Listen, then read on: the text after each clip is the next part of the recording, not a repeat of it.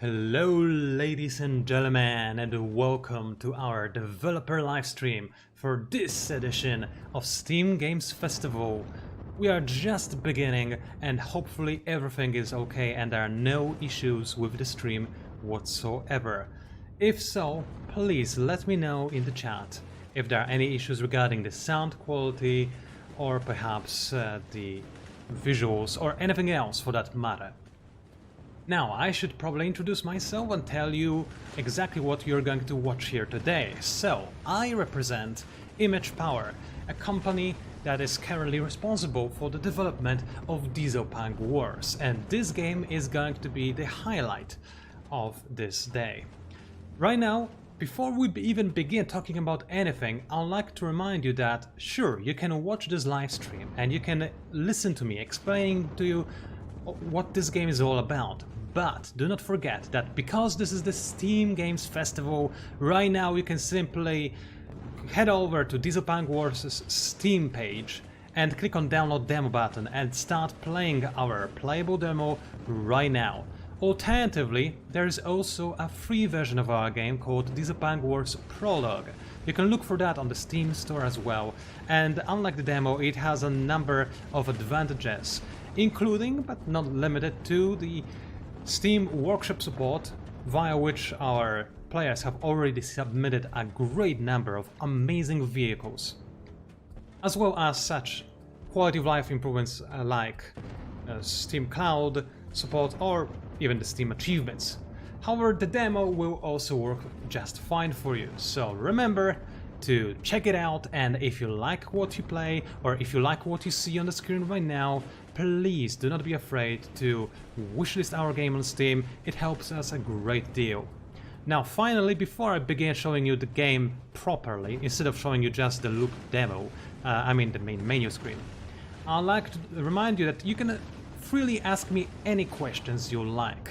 I'll try to catch all of them as they come in and I'll answer them live, as I'm one of the developers of this game, so I should be able to answer a great deal of questions that you may have. As for the plan for today, I'm going to load into the game right now and I'll show you a few things. First of all, I'll show you what this game is all about. I'll show you how I can play it. I'll show you how to create magnificent vehicles using our engine, and I'll show you how advanced our physics system is as well, showcasing how the bullets can ricochet off of sloped armor and other features such as this. Right now what you can see is the area that we have decided to make available for our demo and for Dieselpunk Wars Prologue. And I'll also tell you exactly what you can expect from the full release of Dieselpunk Wars, which isn't that far from being complete, I can promise you that much. So I'll give you a little bit of a sneak peek into the things we're working on. I'll tell you exactly how close we are to completing the game and actually fully releasing it. And of course, I'll also show you some of the vehicle creations made by our fans, because they're really quite spectacular. Again, please do let me know if the sound quality is fine. In fact, right now I'm going to bump the game volume just a smidge so that it is a little bit better and it is a little bit easier to listen to the in-game music and sounds. So without further ado, let us begin by showing you one of the two major parts of this game, which is simply playing and running around, or rather driving around in a vehicle of your creation. You do not have to simply pick a vehicle, you can create any vehicle you want from the ground go. You can choose anything you want and you can then see how well your vehicle performs on the map. You can see how it performs against other vehicles as well. At any point in the demo, I can press the F2 button to spawn a vehicle near my location and see exactly which vehicle is better, the one that I'm currently using or the one that I just now spawned to test myself. I can tell you right now that this is a little bit of a one-sided matchup and that I shouldn't really be here, as this flying monstrosity surely has what it takes to take me down. But you may ask me now, what do you do when you have a vehicle that is too weak to take on the opponents? Well, you simply have to create a new vehicle for your own, and for that you simply have to press the enter button. As you can see, when I press the enter button, I'm taken to an entirely different screen on which you can clearly see how a vehicle can be constructed. It is in fact a relatively simple process. First of all, at the bottom of the screen you can see the part panel. Over here you have any parts you want to have quick listed to be able to quickly add them to your vehicle as you see fit. Now over on the left side you have a number of stats that are probably not important for you right now, so I'm going to simply hide them at this point in time, and I will focus simply on improving this vehicle. It is quite decent indeed, but clearly it couldn't really perform well against flyers because it cannot fly itself. It also has a fairly limited firepower, so I'm going to quickly repair this vehicle. And additionally, I'm going to also start improving it. How do I do that, you may ask? It's simple. First of all, click on the panel below. Then you have to look for the parts that you deem important.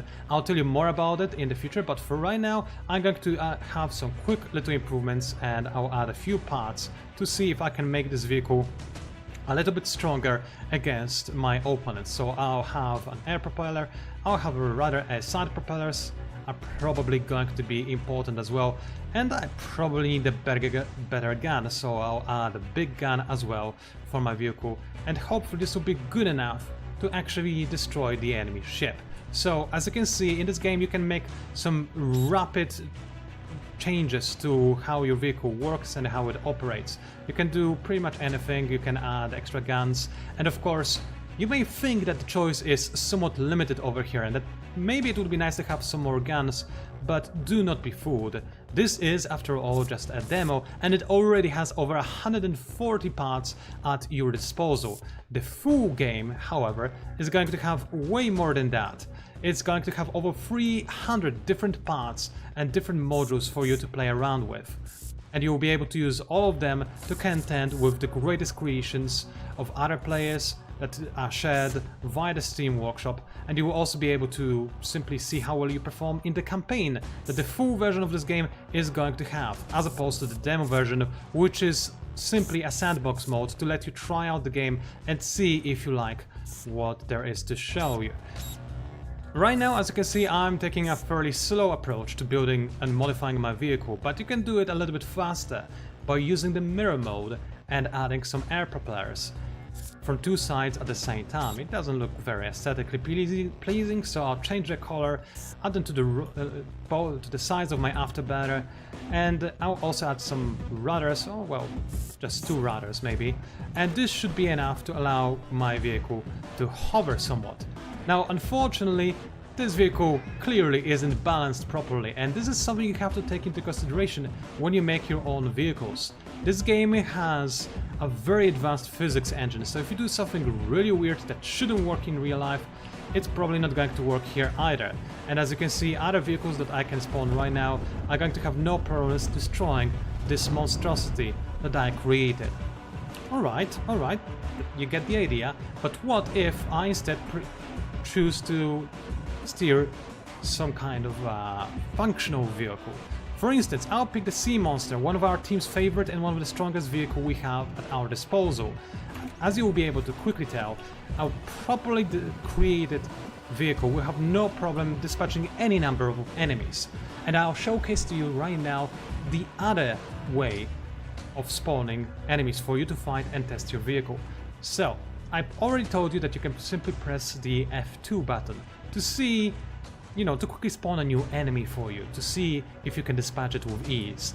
I'll now do something else. I'll enter into the spawn point, which is going to automatically create a wave for me to destroy. As you can see, there are a number of vehicles attacking me from all sides. I can see them on the minimap on the bottom right side of the screen. Right now I'll focus on only one of those vehicles, and you can already tell that some of the turrets I have respond to my actions, while some turrets fire automatically. All of this is done while setting up your vehicle. You can have it so that some of the turrets are automatically controlled and take aim at the nearest vehicle, or you can optionally choose to instead control manually all of the turrets. Or instead you can control none of the turrets and just let the AI handle the targeting while you steer your vehicle and try to be as good as you can. As you can see, our destruction model is very advanced. I can destroy individual parts of the enemy vehicle before destroying it ultimately and for good. And every time I shoot an enemy vehicle, different parts come out and the vehicle loses some of its functionalities. Now, as you can also see, we have fully integrated water and air vehicles, so in this case I'm actually playing around in an amphibious vehicle. It is not afraid to head into the water and swim across large bodies of water in order to hunt down some of its either sea-based or land-based enemies. Now, of course, because of how big and armed and well-armored this vehicle is, it's not very good at scaling cliffs, however. So every vehicle you create may have some upsides and downsides. It's a matter of optimizing and trying to find a vehicle that will suit you best. Okay, I have talked a bit about how the vehicle works, how the vehicles work, and now I believe it is time to actually show you how they are constructed. So again, I'll restart this particular simulation. I will go to a different spawn point. There are several different spawn points that you can easily move between. And I see I have already a question in chat. So, Natasha Simonov, I'm sorry if I'm pronouncing your name wrong, by the way, is asking what sort of maps besides the island can we expect to see in the full release. So right now, the full release is expected to have 4 different maps, and one of those maps was actually funded by a Kickstarter campaign that we launched earlier at the start of this year. So the maps we have is the island map that you can already see in the demo and the prologue. And the other 3 maps are, first of all, the mountain map, which is also a tutorial map. Well, not a tutorial map, but the entry-level map for new players and the first map you play in the campaign. The second map we have in the campaign is a swamp map, where some interesting and high adrenaline racing is taking place on a rather convoluted track. And we're going to see some racing, we're going to see some battle on that map. It's going to be very fun and it's quite atmospheric as well. It's probably my favorite map of the ones we currently have, in fact. And finally, the latest map, the one that was added via the Kickstarter campaign, is the desert map.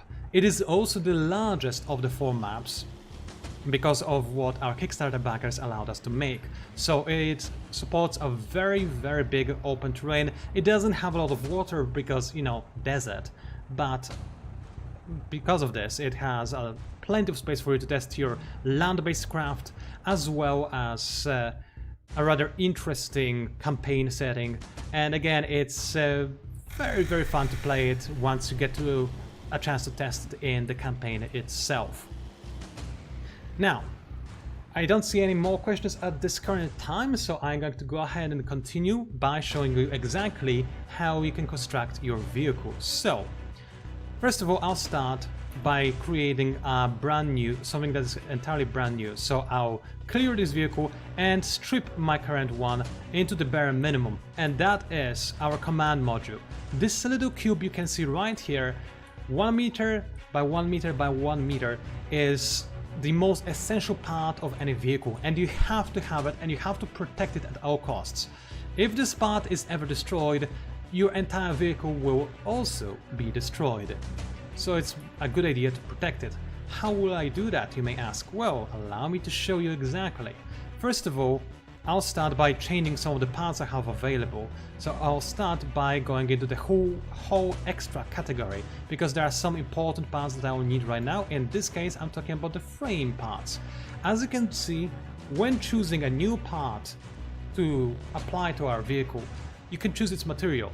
In the demo version, we have the iron, steel and wood materials. Wood, as you may expect, is rather horrible at protecting your vehicle from enemy shots, but it is very good for buoyancy and it allows you to swim with ease. While steel and iron are the opposite, they are a little bit stronger. You can still create some buoyant vehicles with iron and steel, of course, but nevertheless it will be perhaps a little bit more challenging. In the full game, we will have 8 different armor materials, and it will include such things as, for instance, titanium armor, the most heavy duty of all armors. So again, we do not only have additional parts in the full version of the game, but we also have additional materials and also other surprises that will await you, such as, for instance, a decal system that you will be able to use to decorate your vehicles as you see fit.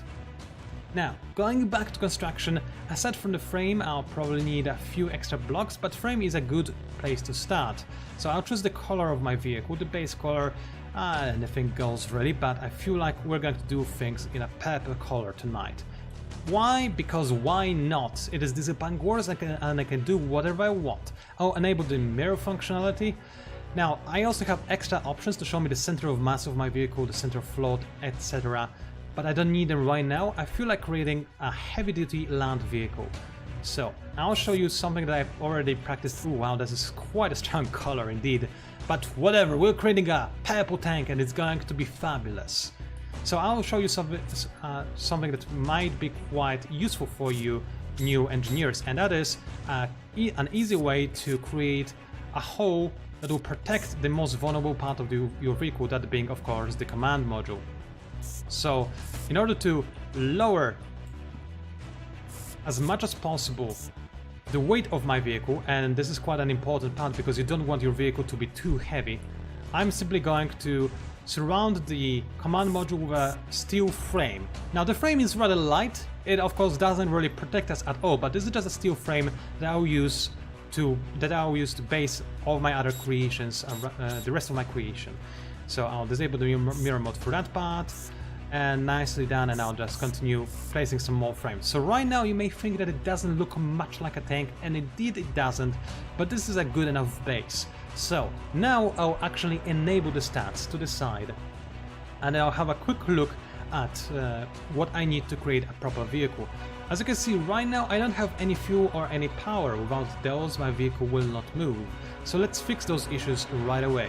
First of all, I'll head over to the fuel tab and I'll add fuel storage, actually liquid fuel, two types of liquid fuel storage. One is those types are the same in terms of functionality basically, but they are of slightly different sizes. Next up, I'm going to add some extra engines, and in this case, of course, I'm going to choose diesel engines because they're the most metal, and I will not go for such inefficient solutions as a steam engine. Now, I already know that in the future I'll also need to cool my engines, because otherwise, when I use an afterburner or an action similar to an afterburner, my vehicle may overheat and its engines might catch on fire. Not very good thing to have happen, so I'll add a cooler and perhaps a funnel as well to cool down my vehicle when it needs to be cooled down. Now finally, I'll also need an ammunition block for all of my weapons needs, so I'll add a large ammo storage and a small ammo storage. I will not be adding any missiles to this particular creation. I do not think they're entirely necessary. Now you can see that this bar is getting a little bit cramped. I do not have a lot of space left, so I'm going to go ahead and switch over to the next part of this bar, because as you can see, you can have many parts saved on this bar to make your construction as quick and efficient as possible. So next up, I'll add some things that I'll need to also put to this, add to this vehicle. For instance, I'll need to have some detection.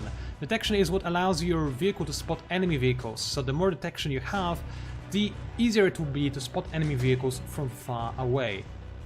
And finally, I'm also going to need to add some crew compartments. Without the crew, you simply cannot operate a vehicle, and it will be not only inefficient but simply won't function at all if you have no crew whatsoever. And finally, I'm going to add some guns. So I'm a really big fan of a gun, 120 open HE. HE stands for high explosive and is particularly strong at dealing with airborne threats, because airborne threats tend to have massive balloons. They're airships after all, and highly explosive fields allow you to dispatch those kind of ships in quick succession with relative ease. Next up, I want to have something more fancy, so I'll add a huge gun at the front. It is not movable, unfortunately, so they have a very limited cone of fire, but it will be rather powerful nonetheless. And finally, something really big to top everything off.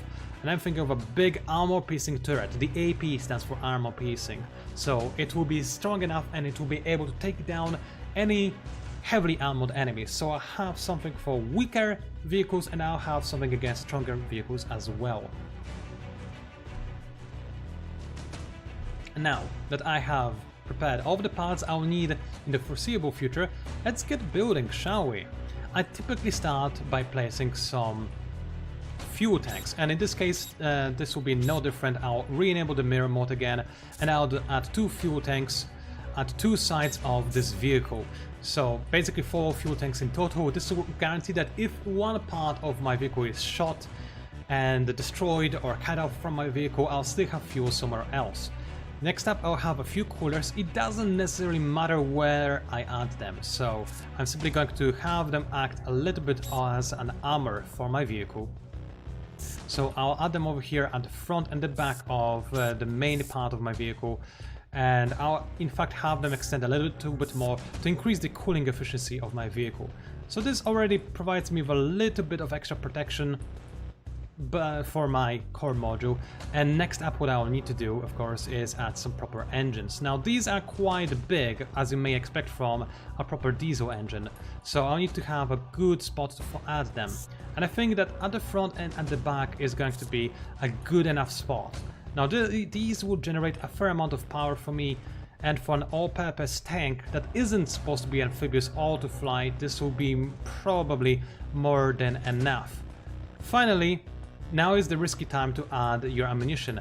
Ammunition is quite dangerous. If the enemy shoots your ammunition, it can explode violently and destroy huge chunks of your vehicle. So what I'm going to do is modify my vehicle slightly, because I no longer like this design, and instead I'll add my engines a little bit closer to my command module. The engines of course may catch on fire if I overexert them, but only then, so I'm not too afraid of them being shot to pieces. And then I'll extend these engines with a proper frame a little bit more, and at the very back of my vehicle I'll add large ammo storages, and I'll do the same thing at the front of my vehicle, trying to be as symmetrical as possible in order to make sure that my vehicle is properly balanced, which will make steering a little bit easier. Now that I think about it, it might also be a good idea to place my armor blocks a little bit lower, closer to the ground, in order to avoid my vehicle being bombarded from high above, since bombs are usually very effective at dealing with ground vehicles. So I'm going to add the armor storage over here, protected by those frames, just like this. And now these are, even if those armor storages will explode, now one will take the other probably, but I'll still have a second pair at the front or the back that will protect my vehicle. And you see, I have a few more questions, so I'm going to go ahead and answer them right now. So first of all, I have a question again from Natasha, and who says that if Jodland has taught us anything, ammunition should be behind the thickest of armor on anything. That is absolutely correct, and I'll follow this as well in this particular construction. So now that I have placed the most essential parts of my vehicle, I'll switch to my crew rooms and I'll hide them somewhere on my vehicle. Now, crew rooms, when shot, they don't explode, they don't catch on fire, basically they're safe to keep, so I'll have them, let's see, where is a good spot? I will go for somewhere at the top of my vehicle, so probably over here, and also all the way along the middle part of my vehicle. So this will be my crew compartment, going all the way through my vehicle. It will separate the two halves of my vehicle, keep them together as well, which is always important and safe. And in fact, I'll also have them go underneath my vehicle like this, again providing a little bit more structural support. There's a frame I didn't need over there, and also protecting the middle area. So nice. I have a lot of crew now, but I will need the crew not only to operate such things as the engine, but also to operate my guns. And because I want to have a lot of guns, I need to have a lot of crew.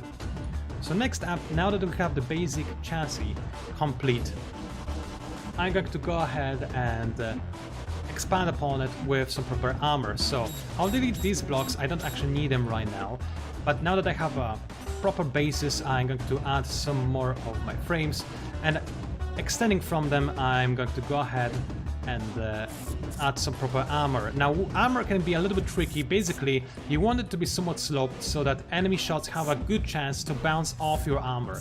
which is something that you should definitely go for in this game. If you do not, then you're missing out on a very good opportunity to make a good use of the game's physics that can work in your advantage when you're trying to keep your vehicle safe. So I'll probably add a little bit more frames over here at the top to protect the upper side of my vehicle. The lower side will not be so heavily protected. It is a tank after all. I don't expect enemies to get underneath my vehicle. So now I'm going to go ahead and prepare some cubes to act as my armor. So if we go to holes, I'll go ahead and add a cube. I know I had a cube somewhere else already. That is of no importance. And I'll add some extra shapes of those cubes in order to allow me to place, you know, those extra angles, add those extra angles to my vehicle and allow me to play around with it a little bit more. I'll probably need bigger cubes as well, so the cube times 3 and the times 4, everything is going to be useful. A white cube is probably also going to be quite important. And the rest we'll add as we go along. This is the cool part about the creation process. I don't have to wait. I can simply add anything I want at any point and change any of those bars on a whim. So first of all, long cube. Let's see, I'll add the first one at the top of this module, and let's add maybe a little bit of a shorter one on this one. So I already know I need a long cube block over here, and this will be the front of my vehicle. It will function a little bit like a ram of sorts, and it will have the ability to ram enemy vehicles. This is also something that is quite encouraged and supported in your construction efforts. If you want to have a ram that is supposed to go into enemy vehicles and destroy them, you're more than welcome to do so. I do need to add one more frame though, because I misclicked. That's easily fixed though. Okay, so adding the long cube, and this is the upper part of my vehicle, and this is going to be the upper base, on top of which I'll add some weapons, I assume. So now I'm going to add some extra slopes. So I'll use another bar for my parts, and I'll add white slope times 4, times 3 and times 2, because all of these may prove to be quite handy. So let's start with the times 4, and I'll add it at the front, but I can simply rotate the parts by using my mouse wheel. And if at any point you are lost, you can always, of course, do one of the two things. One is press the F1 button to show you the key bindings, or edit them via our options menu from the controls section. All the important key bindings should be here. Alternatively, you can also play the tutorial. Now, because I know this game, and I forgot to press the mirror button, so that doesn't support me in this argument, but nonetheless, because I know this game quite well, I skipped the tutorial and I'm basically being the tutorial for you. But if you are a new player to this game, I highly encourage you to play through the tutorial first and see how well you do on that front. Okay, this is decent enough start, but if I continue with this angle, this vehicle, it's not going to be very wide. It will not have a lot of space for me to add my guns, so it's about time I actually think about actually adding the guns. So first of all, I think I'll delete this part, and I'll add the first gun I want to add to my construction, and this in this case will be this bad boy. As you can see, it's a pretty big gun. It has a very limited cone of fire, so you have to basically be facing the enemy at the front. But if you do, well, the enemy is going to be torn to pieces, because this gun is very efficient. It's just very difficult to use under most scenarios. Now, with this in mind, I'll now add the bigger guns to my vehicle. Now, it turns out that the gun with 3 barrels might be a bit of an overkill. Maybe just a bit. I'll think about it later, but for now I'll add a smaller one, something that has only 2 barrels.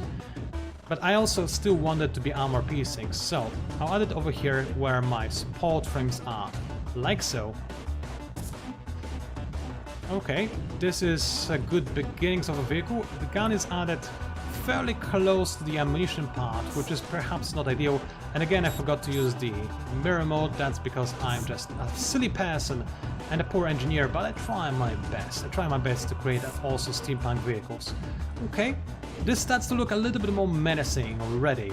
Now, I'll probably use the middle part for my anti-air powers. So I'll add the high explosive guns at the top, so one over here and one every 2 spaces, and for that matter I can safely disable the mirror mode, so over here, in fact every 2 spaces will not quite do, every 3 spaces is probably a better idea. Yeah, that should work, although my OCD is kicking in, so I'll move those slightly. Now my OCD is kicking in even more. Okay. Something like that will suffice, I suppose. It's a good enough vehicle. It has limited anti-air capabilities, but its thick armor should protect it from most of the aircraft attacks, and it will still be okay at destroying enemy aircraft. I say as I add even more turrets. Now, there is something important I need to showcase to you. It is currently not explained in our demo, we'll add it later, but there is also an ability to set your vehicles to auto-aim for you.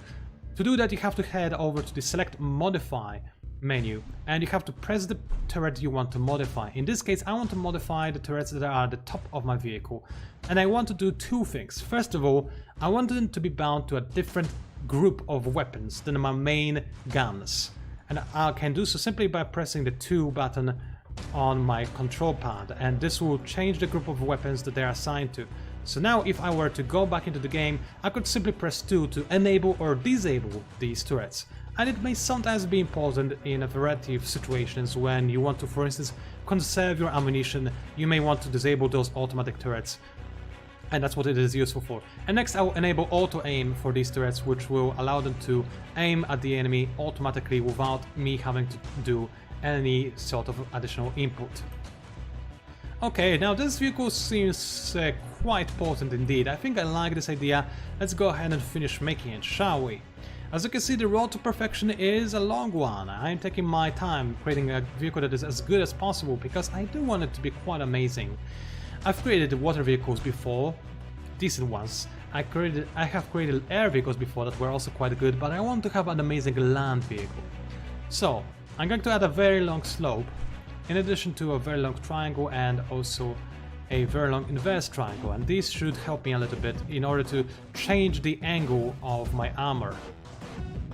So I'll add them like this, and as you can see, because of the change in angle, it should be a little bit easier for me to bounce the enemy shots off of my current creations. So like this should be quite decent. Now I am afraid it might be perhaps a little bit too wide, and I'm also leaving the top part of my guns exposed, which is never an ideal thing.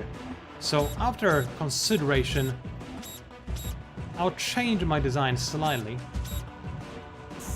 and have my vehicle entirely be focused around those kind of bigger angles to protect my turrets as much as humanly possible. I also don't want to get in the way of my turrets, so right now I probably want those parts of the armor to stay as they were, so to do that I can simply undo my most recent changes. There's this functionality, I can either press the button over here or I can simply use the shortcut to do that. Anything is good for you and bobs your ankle. As you can see, sometimes there may be a little bit of a bug related to the undo button, but do not be afraid, this game is not yet released and we're hunting those kind of small bugs at any opportunity. And we're fixing them as soon as we see them.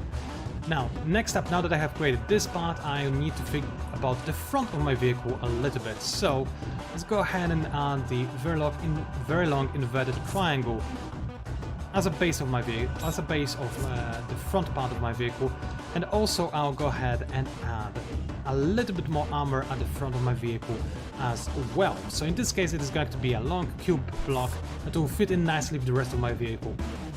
And of course, as always, I have forgotten to add the mirror mode, which is going to haunt me until the rest of my days, but such things do happen. Now, observe that if you simply place this part over here, it will not be rotated correctly, but do not be afraid. It is an easy fix, easy solution. By pressing Q on my keyboard, I can simply change the rotation axis of my vehicle and create something magnificent. Excellent! Our purple monstrosity is coming out nicely. And while I'm constructing the vehicle, I'll take the liberty to take a sip of my tea, because I do need to drink something every now and again. And I will remind you to feel free to ask me any questions you want related to this game and I'll do my best to answer those questions for you. Of course, feel free to also check out our other games on Steam, as we have quite a few games that are currently in the development by our new studio, such as, for instance, wow, that was really horrible on my part. Let me say this again. Yacht Mechanic Simulator, or for instance Ambulance Simulator, as well as other titles that are worth checking out. So feel free to browse through them on Steam, but the title that is closest to actually being released is Dieselpunk Wars, which is why it is currently featured in Steam Games Festival. Alright, coming back to construction, I'm going to go ahead and now focus on making the front part of my vehicle. So I want it to be somewhat aerodynamic because, believe it or not, this game also takes such things as aerodynamic vehicles into account when you're making anything really. So the more aerodynamic your vehicle is, the faster it will be and the easier it will be to move it around, which is quite important.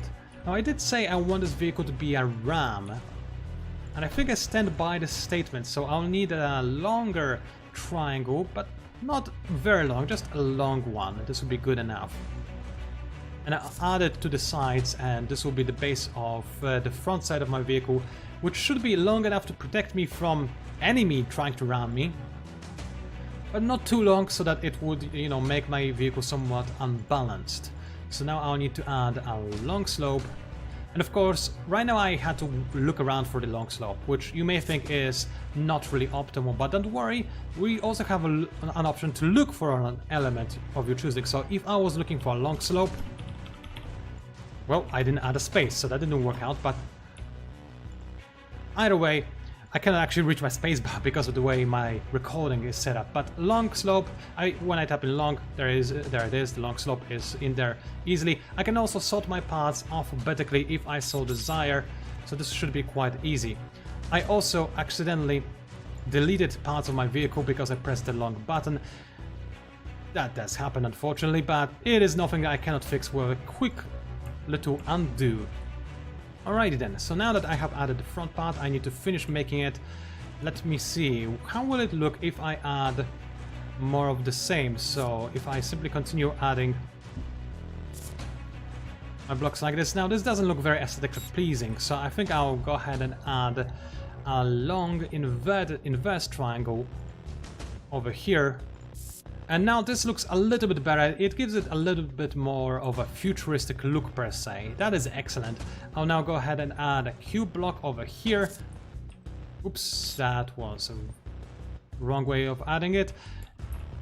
I need to move my camera quicker. As you can see, if I move the camera below the vehicle automatically lifts up to make the construction a little bit easier for me. I do have butterfinger size, so that's quite bad at placing things, but those kind of issues, those are personal issues.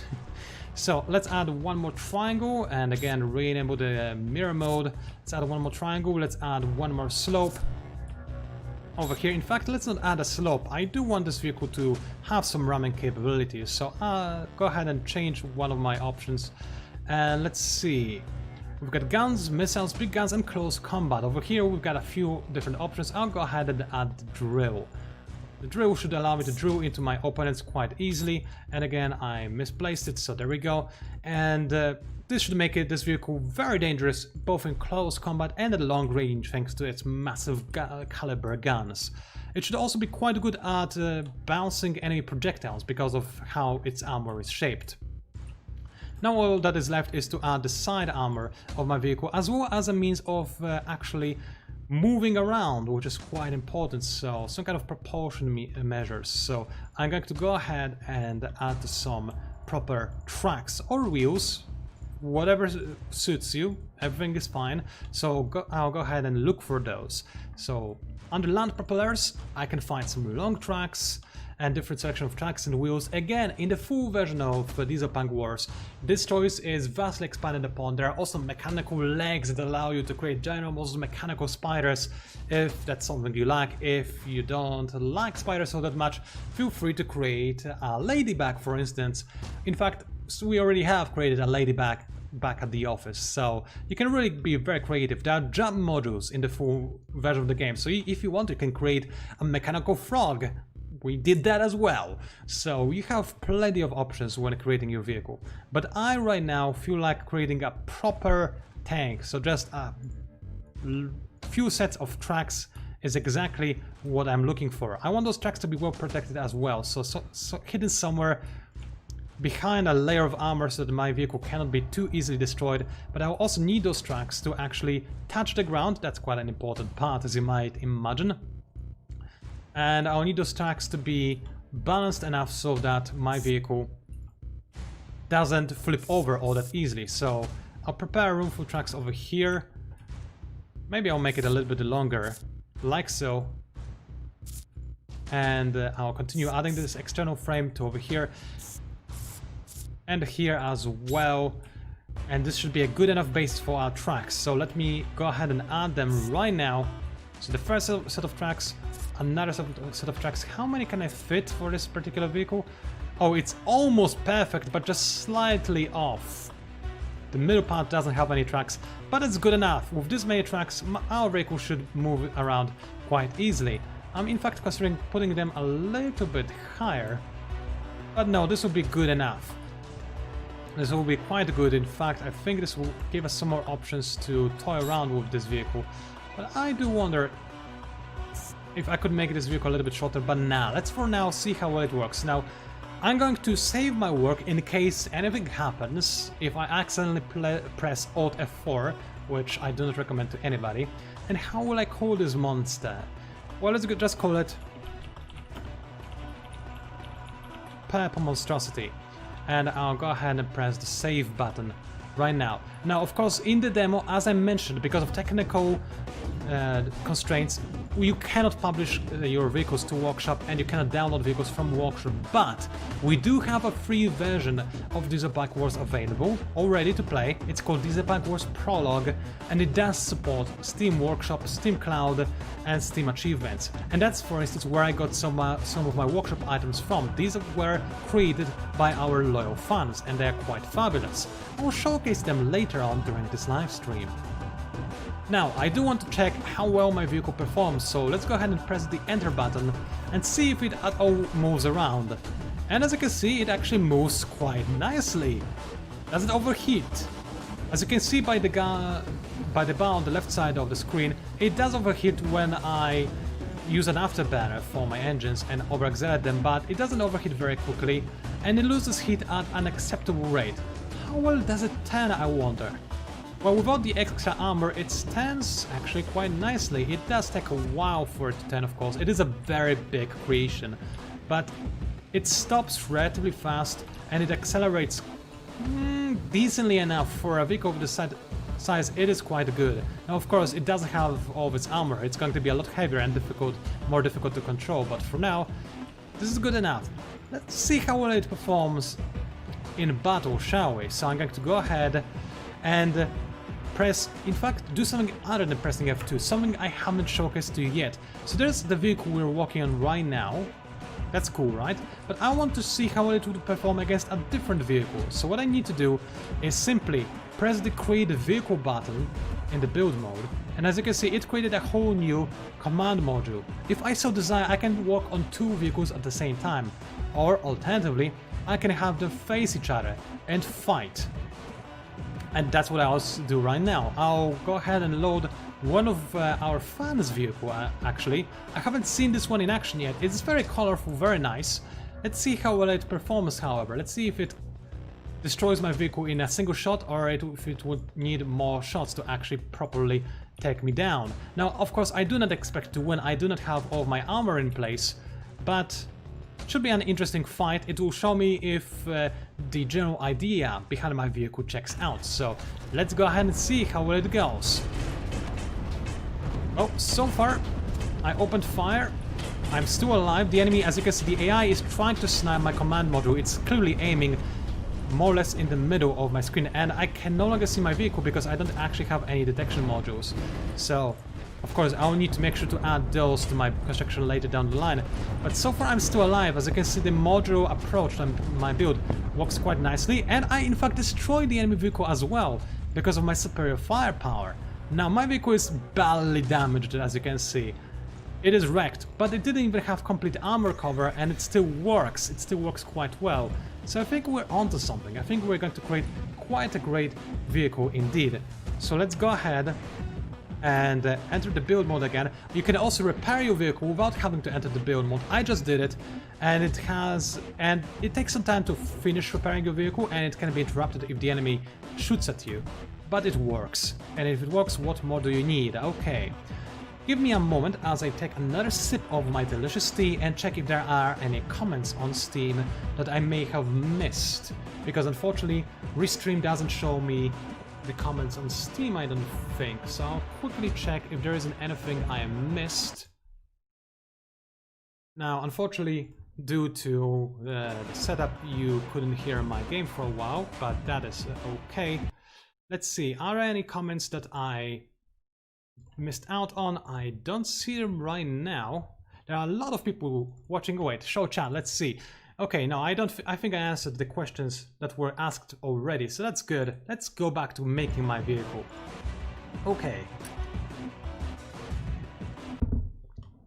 So, now that we tested the idea behind this vehicle and we know that it checks out, as you can see there's still a bullet hole left after our engagement, it's time to finish creating the armor plating for what we have over here.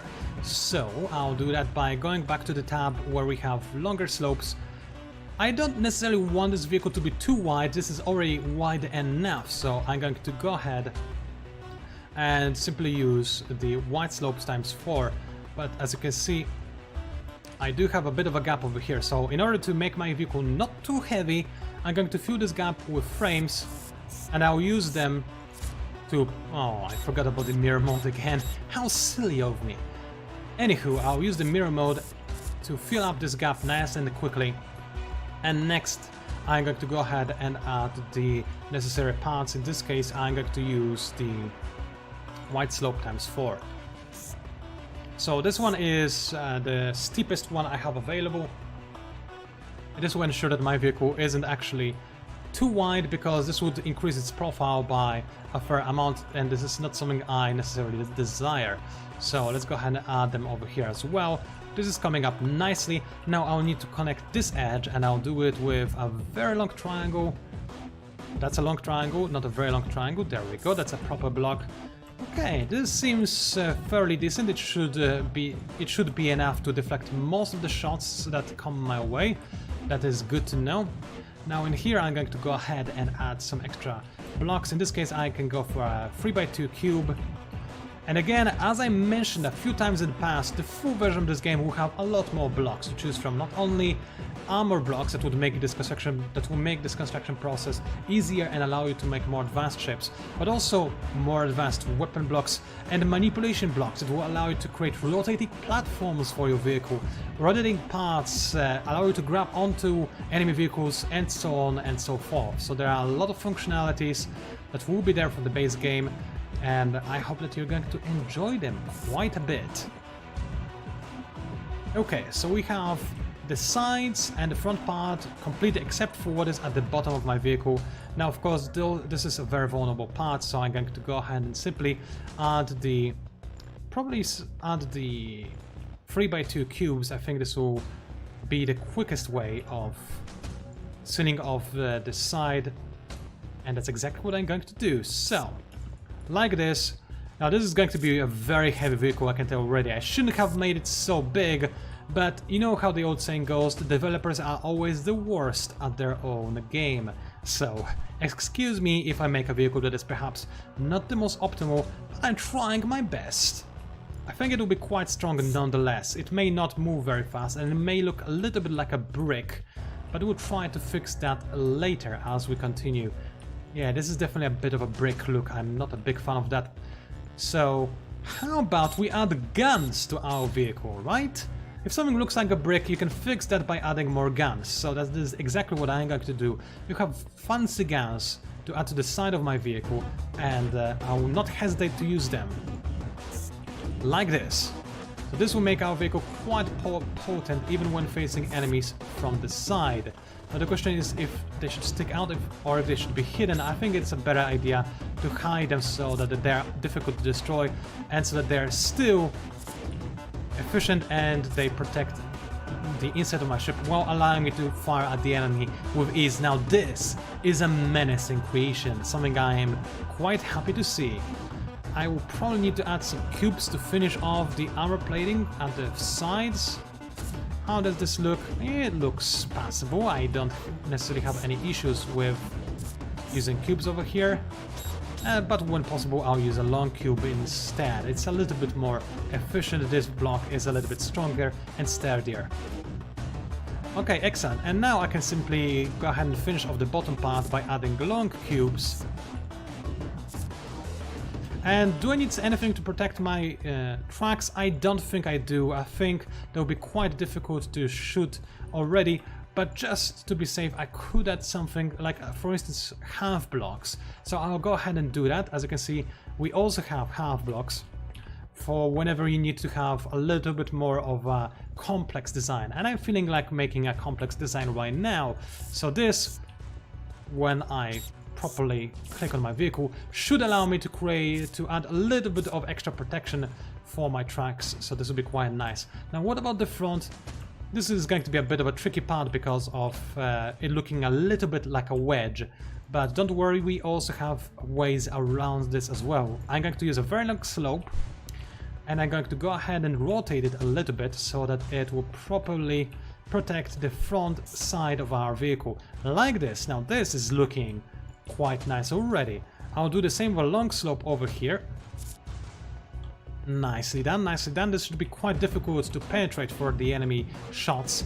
I'll do the same over here, except I'll need to add another frame in order to support this kind of chassis.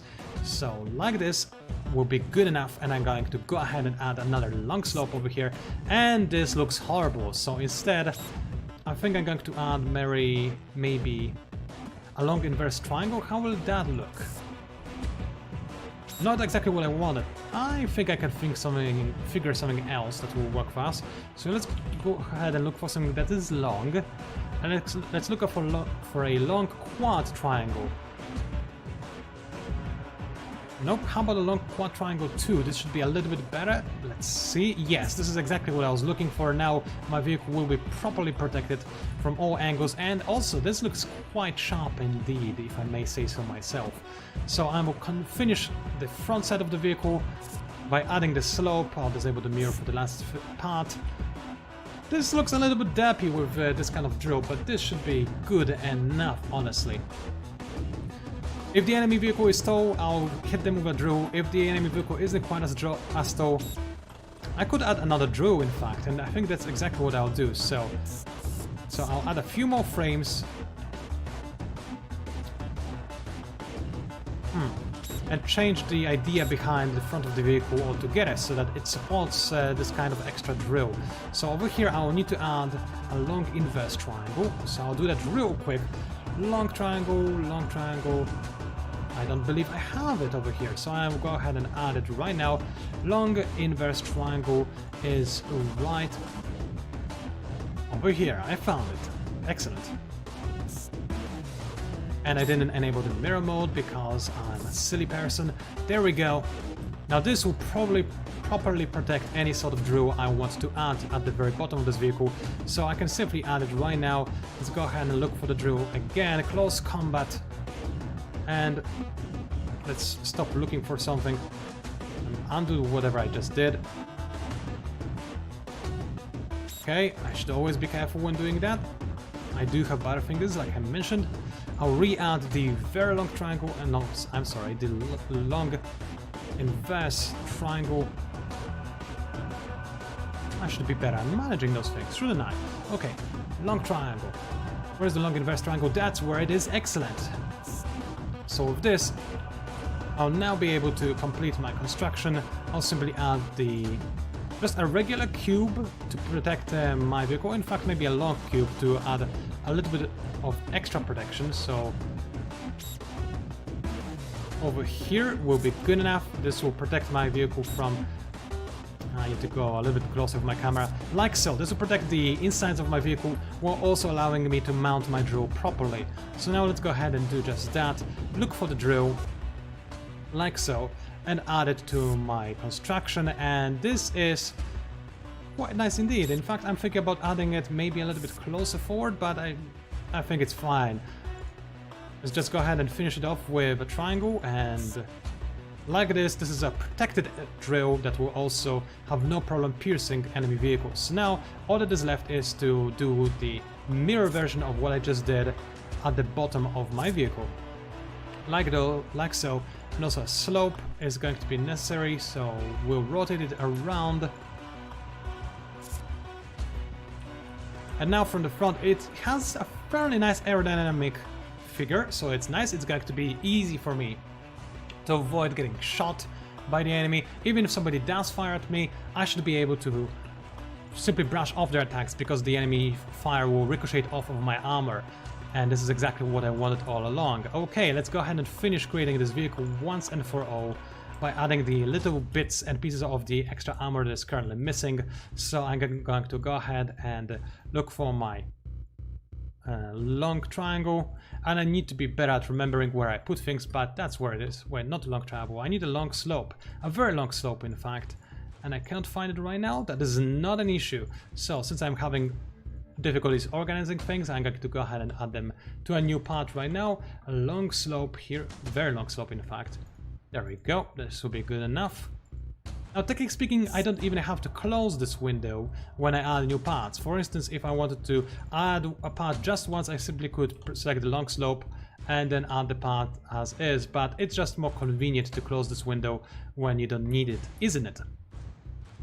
Okay, over here, as you can see, I have nothing to really attach this part to, and then also there's a bit of a problem in my design. This track is actually extending through the front of my vehicle. I can't add anything over here because this space is already occupied by the track. Not ideal, actually, not ideal at all. So I need to figure out a way around it. So I'm going to go ahead and add a regular triangle at the bottom of it. And I just remembered I didn't add the mirror mode, so I'll do that again. My apologies for this silliness, but such things do happen to everybody. So very long slope, there we go. Long slope, here we go, and finally I'll need a triangle, which is right over here, I remember. Another triangle, a slope will do, that will be better. I just need to rotate it around somewhat, so... This is almost good, but it needs to be the complete reverse of that, and like so, oof. This looks a little bit weird, but not all vehicles are perfect. This is just, you know, a nice little detail to our vehicle. Maybe it was made when the manufacturer was on a budget cut and they didn't attach the final track properly. Oh well. I am too lazy to fix this kind of issue, but it shouldn't make this vehicle too weak, hopefully. We'll see how it performs later down the line. Anyway, so just to be safe, I'll try to make it as strong and as coherent as possible. So now, even though this part is somewhat exposed, it will not be exposed too much. I want to undo what I just did. Okay, does it look good from both sides? Yes, it does. Excellent. So my tracks are exposed slightly, but not from the front, and that is the most important part, thankfully. Okay, next up we have over here a little bit of a gap. It's quite inconvenient. Now I could add a different block over here, but I believe that for this case what I need the most actually is to simply add... Actually, I liked what I saw before. It was a decent enough design. I don't think there was anything wrong with it necessarily. I'll go with it. I will go with it. This is fairly well armored and I don't want to spend forever just making those tiny small changes. So this is the front of my vehicle. Do I have any space to add additional armor? Not necessarily, so what I'll do is cover the bottom of my vehicle with armor as well. Now this will make my vehicle quite a little bit heavier, so if this doesn't work out, I'm going to simply strip its armor from the bottom side of my vehicle in order to make sure that I do not have any problems when trying to steer this monstrosity. So like this, my vehicle should be very well protected from any attacks that happen on the bottom of my vehicle. I can see a spot that is missing an armor piece. I can simply add a cube over there, and finally I'll add some half blocks in there as well, if I can only find them. I believe I already disposed of them, which is fitting, so I'll simply look for them in my part directory. There we go, there are the half blocks. I'll simply go ahead and add them at the front of my vehicle only to make sure that it is a little bit harder to actually set up any kind of traps for my vehicle. Oops. Or for any of the enemy shots to ricochet and damage any of the important internal organs. So this should be quite safe and steady. I'm liking this vehicle so far, I'm liking it quite a bit. I hope everybody's liking this as well. Just to remind you, what the game you're watching right now is a demo for Dieselpunk Wars. You can play it right now if you simply go to our Steam page and download the demo, which is available throughout this Steam Games Festival. Once it's over, you will still be able to play this content by playing our free version of this game called Dieselpunk Wars Prologue, which is forever going to remain free. It will not have as many features as the full release of this game, which is coming in the upcoming months. But nevertheless, Dieselpunk Wars Prologue should still give you a taste of what you're signing up for, and perhaps encourage you to add the full version of Dieselpunk Wars to your Steam wishlist. And please do add it to Steam wishlist if you like what you see, because it will help us a great deal. Now, with this out of the way, I'm going to go ahead and finish construction of this vehicle, and I'll do so by adding some extra slopes at the back to make it, I want to say, aerodynamic. I don't necessarily need to make this vehicle aerodynamic from the back. After all, it's not going to necessarily try to be very speedy while reversing, but nonetheless, the enemy might still attack me from the back. And in order to ricochet enemy shots, I still need to have a fairly good silhouette that will be good at bouncing off enemy projectiles, regardless of where they come from. So for that, to achieve that, I'm going to add some more triangles. I'll add some more slopes. I'll make this vehicle as aerodynamic as it is humanly possible. So inverse triangle is what I need over here. I just need to rotate it around a little bit. There we go. And now this empty spot, I'm very tempted to add some kind of gun over here, but instead I'm going to go ahead and add something entirely different, and that will be a spotting module. So let me head over to detection and just go ahead and look for view front or side, and I'll add it over here, and this will allow me to see any vehicles that try to creep in behind me. Ideally, I should have the same things on the side of my vehicle, and I'll do so right now. So over here between my guns is a good enough of a spot to add my spotting modules. So if anybody tries to creep in from the side, I should be able to see them without any issues as well. I forgot to enable the mirror mode, of course, as usual, so that's why I'm doing this manually. The front is going to be a little bit more tricky, because I don't really see an optimal place to add any kind of spotting modules, but I'm sure together we can figure something out. It's just that right now I don't really know where to add those things. I really like the aerodynamic silhouette of this vehicle. So what I'll do instead is I'll delete this turret and I'll add view spheres. Now they'll provide me with a decent enough angle on all sides. Of course, now this will make it impossible for those turrets to shoot front to the front, so that's why it's probably a dumb idea. I do want those turrets to shoot to the front, so I'll go ahead and then change my spotting module and probably add it somewhere like over here, or maybe in the place of this drill. I only need one drill really, and in the place of the top one I can simply add the spotting module, and this should be quite good for us.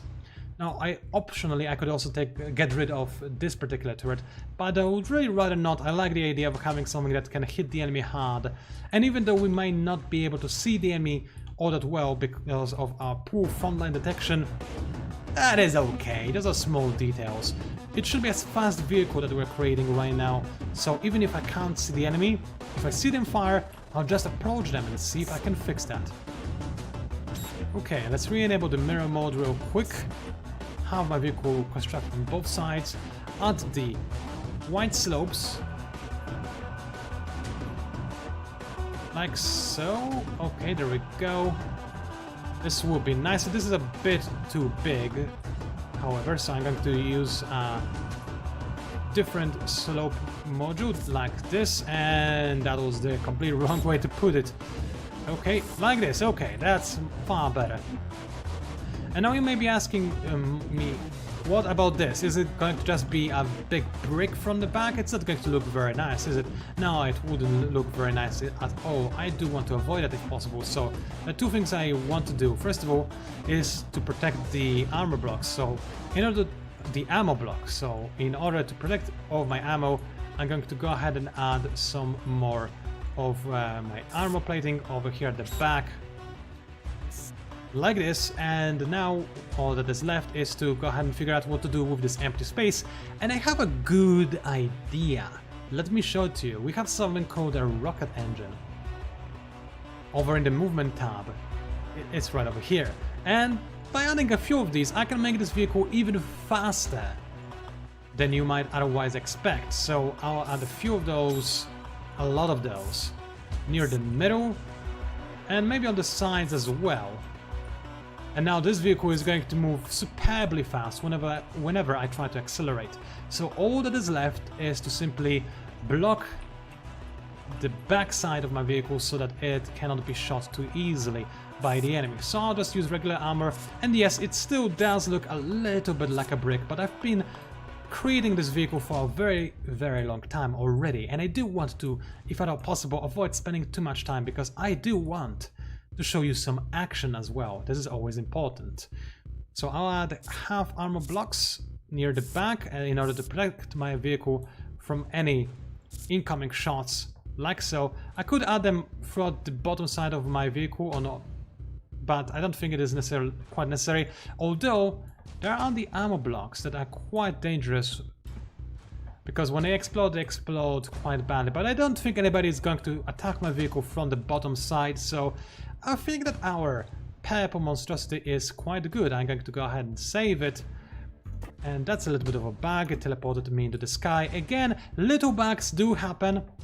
This game is still under development, and all those kind of small issues are being currently tracked down by our quality assurance team, and we're going to fix them as they come along. So of course, do not be afraid to post your bugs either on our Steam forums in general discussions or wherever else, or on our Discord channel. You can find the link to our Discord channel on our quick information about this game in our Steam's Game Festival page, or you can simply look for it anywhere really in any of our recent announcements on Dieselpunk Wars.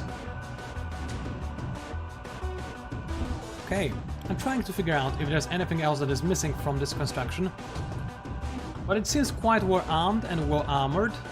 I might add another half block over here at the bottom, just to make sure that it is a little bit more protected from incoming attacks. I'll add another half block over here, and because I didn't enable the mirror mode, I'll add it over here as well. It is a bit of a quirky design, but I think it will be quite potent indeed. The question is if it will be potent on the battlefield. So it's high time we test this. I'm going to go ahead and save this vehicle one more time and see how well it performs. Let's see its steering. Does it steer fine or does it steer poorly? Also, I'll check real quick if everything is fine on our stats, and as you can see, I actually did mess up a little bit. It doesn't have enough power.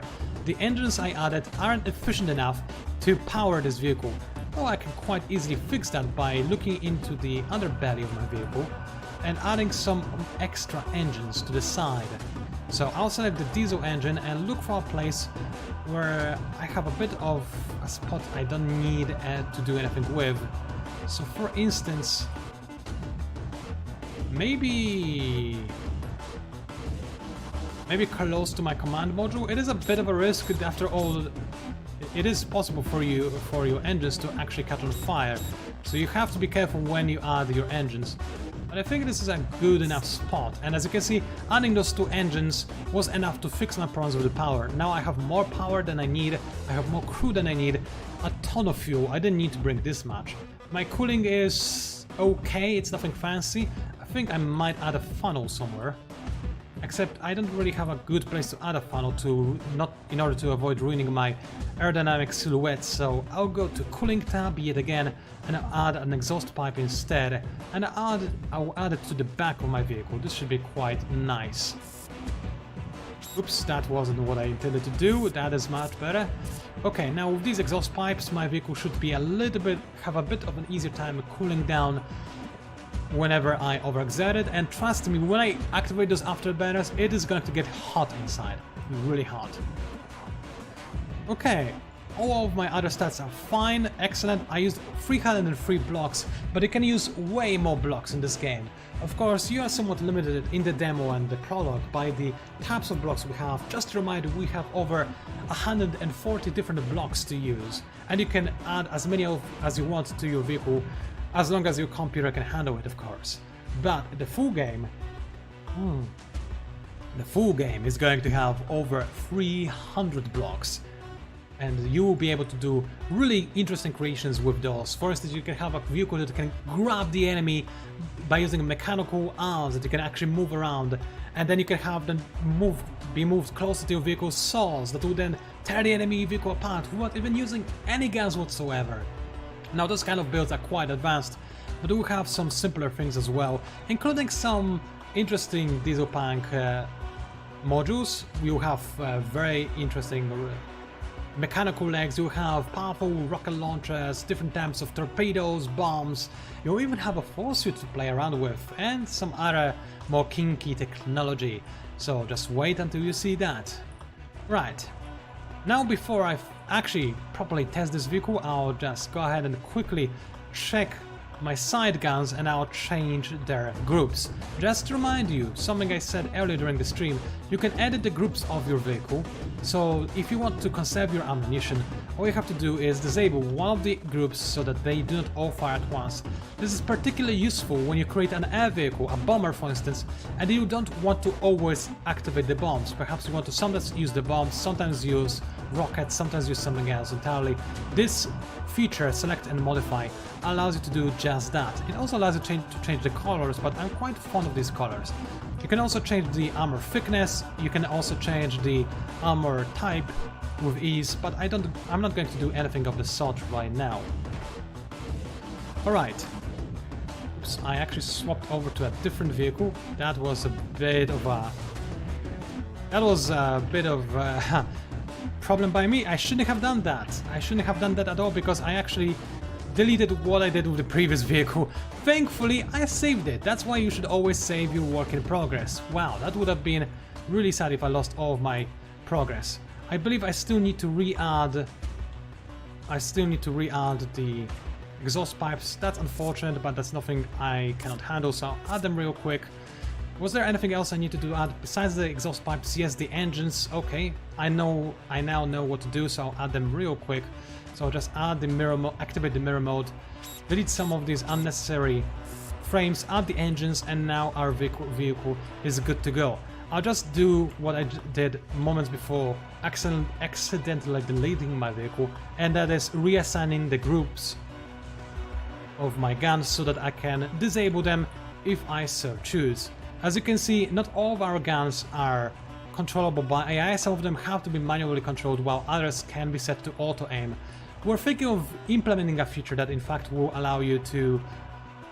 that will limit the player somewhat and have it so that your vehicles use computing power to determine how many turrets you can set to auto-aim, but that will also allow all of your turrets to be set to auto-aim. It is something we're currently discussing, so it will not necessarily be in the final version of the game. But for now, this vehicle is good enough. I'll save it real quick, as purple monstrosity it is, and I'll see how well it handles.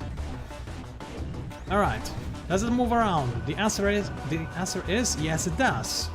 Oops.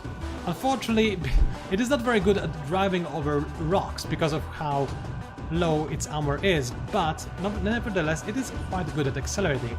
How good is it really at accelerating? When I activate the afterburners, oh, it can be quite fast. But it also overheats really quickly as well, so there's a downside to that. I suppose these afterburners can only really be used to accelerate on a spot when you feel like you need to escape from a sticky situation, and this is probably what I would use the afterburners for this particular vessel. So now what I need to do is test how well this vessel performs on the battlefield. Well, first of all, I destroyed a tree, and yes, the trees are fully destructible in this game. So if I, for instance, fire at the trees and actually hit them, which would be quite nice to do. Come on. Come on, self, destroy those trees. There we go. As you can see, I can easily destroy them, knock them over. It's all easy to do.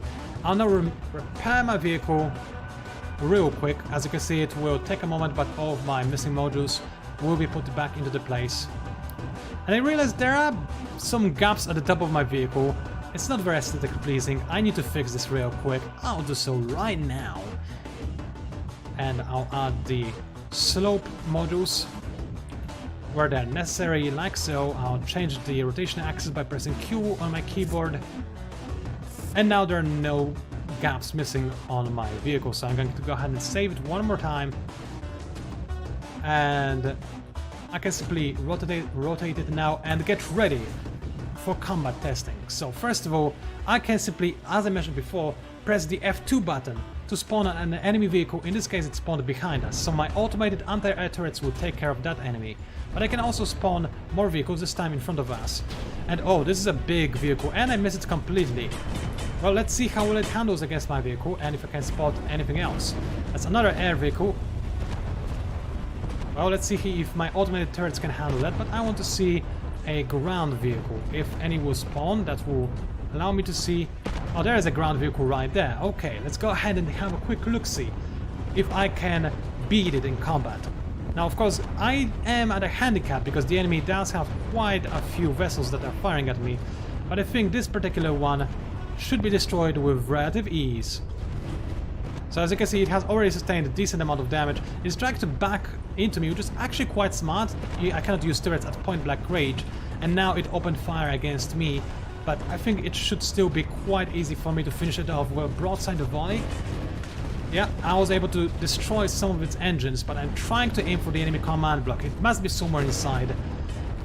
And I exposed some of the enemy. As you can see, I set the enemy's vehicles, or rather engines and fuel tanks on fire. Now this is an amphibious vehicle I'm fighting, so it has no problems actually backing into the water to try to save itself from actually being burned to a crisp, but it was still not strong enough to face against my vehicle. Now my vehicle has taken a significant amount of damage, as you can see. Most of its internal structure is missing. It's off from the sides, it's been completely destroyed, but it's still moving around. I do wonder how well it is performing in terms of its actual, whatchamacallit, in terms of its actual stats, if it has any more fuel left or if its engines and power are still intact. But it seems like for now my armor pods haven't been breached and my vehicle is still fine. Now this tank seems to be quite good at destroying enemy tanks, but it is not quite as strong at destroying enemy air vehicles. As you can see, I'm having a bit of a hard time hitting them, but when I do hit them, it is quite a spectacle. The enemy seems like they have lost all control over their vessel, and that is again because the physics in this game is very, very advanced. If I hit the enemy, this will actually apply some force to the enemy vessel. It may apply a torque, it may cause it to spin uncontrollably, and if the enemy's engines have been destroyed, they will not be able to correct this rotation, and the enemy vessel will eventually be completely destroyed. Now that is all fine and dandy, but I do want to see and showcase exactly how creative our players are. So I'm going to set up a big battle between our vessel and the enemy vessels. But before I do that, I just want one more test. As you can see, there are different spawn markers in our playable demo. And just to have an easier time fighting this, I'll restart it. You can always restart your demo, and this will delete all of the enemies you were fighting before and repair your vehicle completely. So, I'm going to go ahead and real quick test something fun. This thing right over there is a red spawn marker. When I enter it, a boss vehicle will spawn, and we'll see exactly how strong my vehicle is when facing against somebody that is a dedicated land vehicle strong enough to take even the most well-designed vessels. So let's go ahead and open fire. Broadside was quite nice, and as you can see, the enemy, many of my shots are ricocheting off of the enemy because of their extremely potent armor. Now I found myself at the very front of the enemy vessel. Oh! And it looks like I was no match for this monstrosity right over there. The enemy, Mr. 5, I believe, was able to take me down, and it is a clear sign that my armor that my side armor was not quite strong enough. I can respawn, of course, but the enemy boss is gone and I'll have to face it again.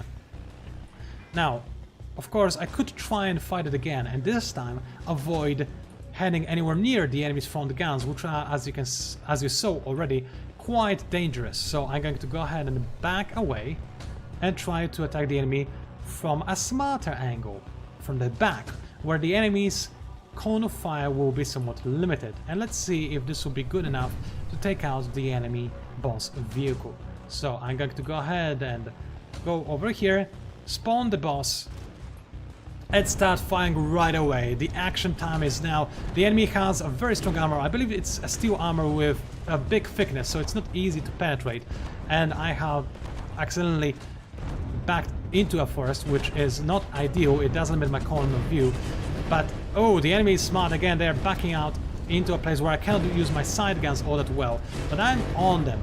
I'm on the enemy, and I'm going to try to do my best to stay away from their front guns and cripple the enemy as well.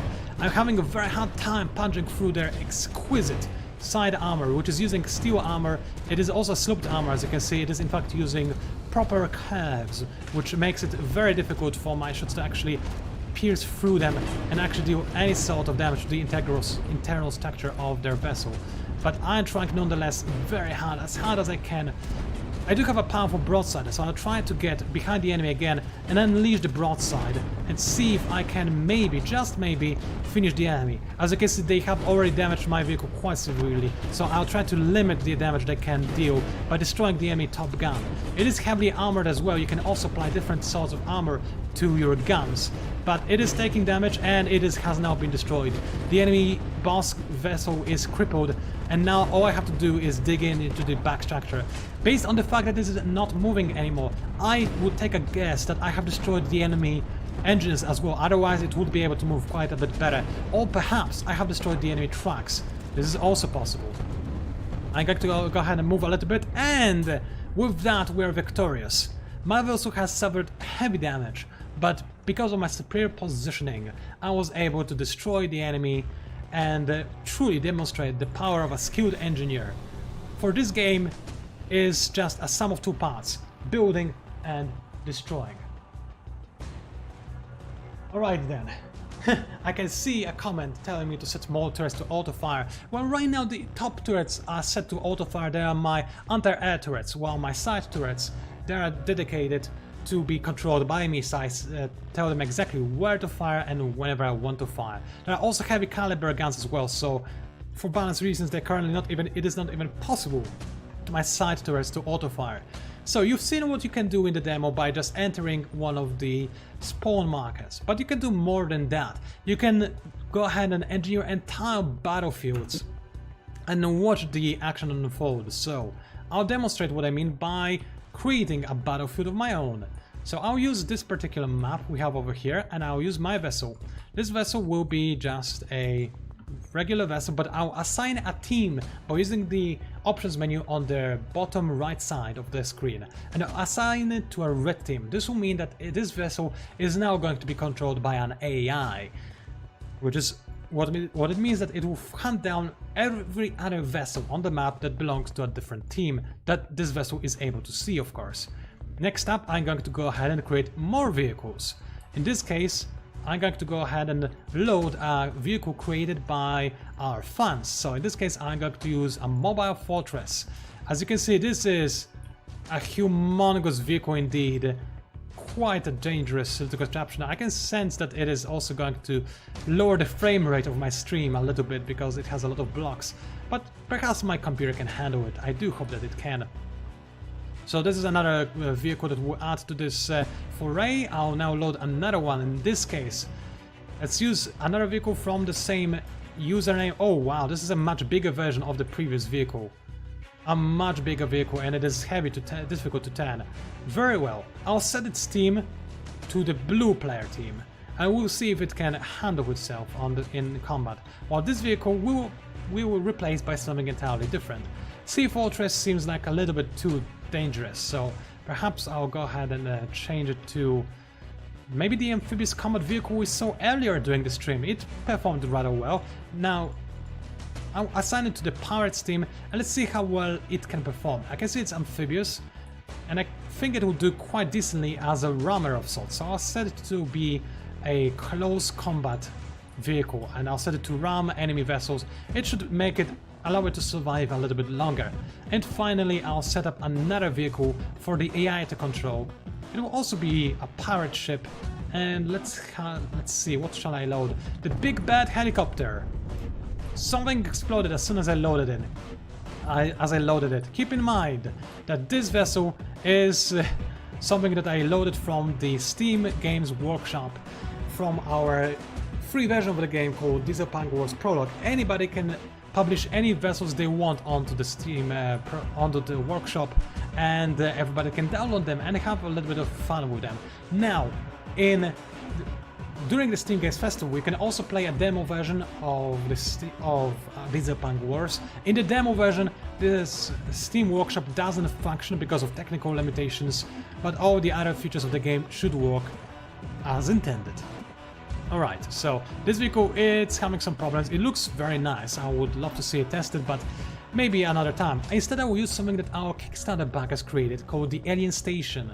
This is actually a ship that won one of our contests for ships that will be implemented into the final version of the game. So you'll be able to see them and use them in the full version of Dieselpunk Wars. So let's go ahead and set it to be an airship, because that is what it is.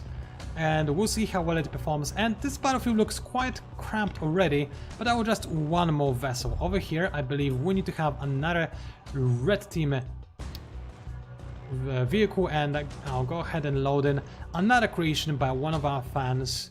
Let's see, the Grim Roger is an option. MFP Spartan is a powerhouse. It's definitely difficult to destroy, and it is also a ship. It is, technically speaking, amphibious, but it is for the most part a ship, and as you can see, it is very, very powerful. It is also very difficult for it to maneuver outside of a body of water, so it'll be nice. I'll go ahead and move it to a body of water, and we'll see how well it does. So I'll put it here like so, and I'll assign it to be a proper ship, and we'll see how well it does. Now finally, I'll load something for myself so I can spectate this battle. So I'll create one more vehicle to make my CPU and GPU really hate me, and I'll go ahead and load a sea monster, because this ship has a lot of turrets set to auto fire, so I won't really even need to control it all that much to observe the battlefield. So here we are, we're about to see all of those vehicles square off. I don't want to be anywhere close to the MF Spartan, so I moved over here, and let's see how well it goes. Oh yes, my PC is chugging. I really added a ton of vehicles. But as you can see, at any point in the game, I can actually go ahead and enter a photo mode. And in the photo mode, you can take any kind of shots of the game that you want. Right now, it is, you can see that this is... Right now you can see that this is just a massive battlefield with multiple different vehicles firing at each other. I cannot see this one because me as a player, I don't have a vision over this vessel, so that's why nothing shows up over here. But I can pause the game at any point, use the vessels at my leisure. I mean, use the photo mode at my leisure and just take a look around and see if everything is fine. So like this, I can take any photos that I please by using the Steam functionality of pressing F12, or just the good old print screen, or any other way you want to take screenshots, so everything should be fine. Will090 asks me if the stream is fine because they don't see anything. I do actually have somebody testing this stream for me right now, and I can see stream on other computers around me as well, so the stream should be fine. If you cannot see anything on the live stream, I recommend refreshing the page, and it should help you quite a bit. If not, well, I'm not sure how else I can help you, because on the two PCs I have access to, I can see the stream just fine. Maybe try using a different browser. That is also a good idea that you may try out and see if it helps you. Alright then, let's disable the photo mode, and oh boy, yeah, this is a nightmare for my CPU. I added way too many ships over here, as you can see.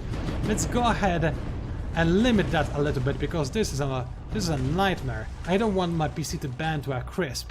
Of course, as with many things, we are still improving the game, so we're hoping that the optimization for the final product, for the final release, will be somewhat better as well. Nevertheless, we have already improved it quite a bit from what you saw in the past. So let's do something smaller scale where we can see all the vehicles. So I'll load the purple monstrosity I created earlier. Again, using the same technique I did last time, I'll assign it to an AI team.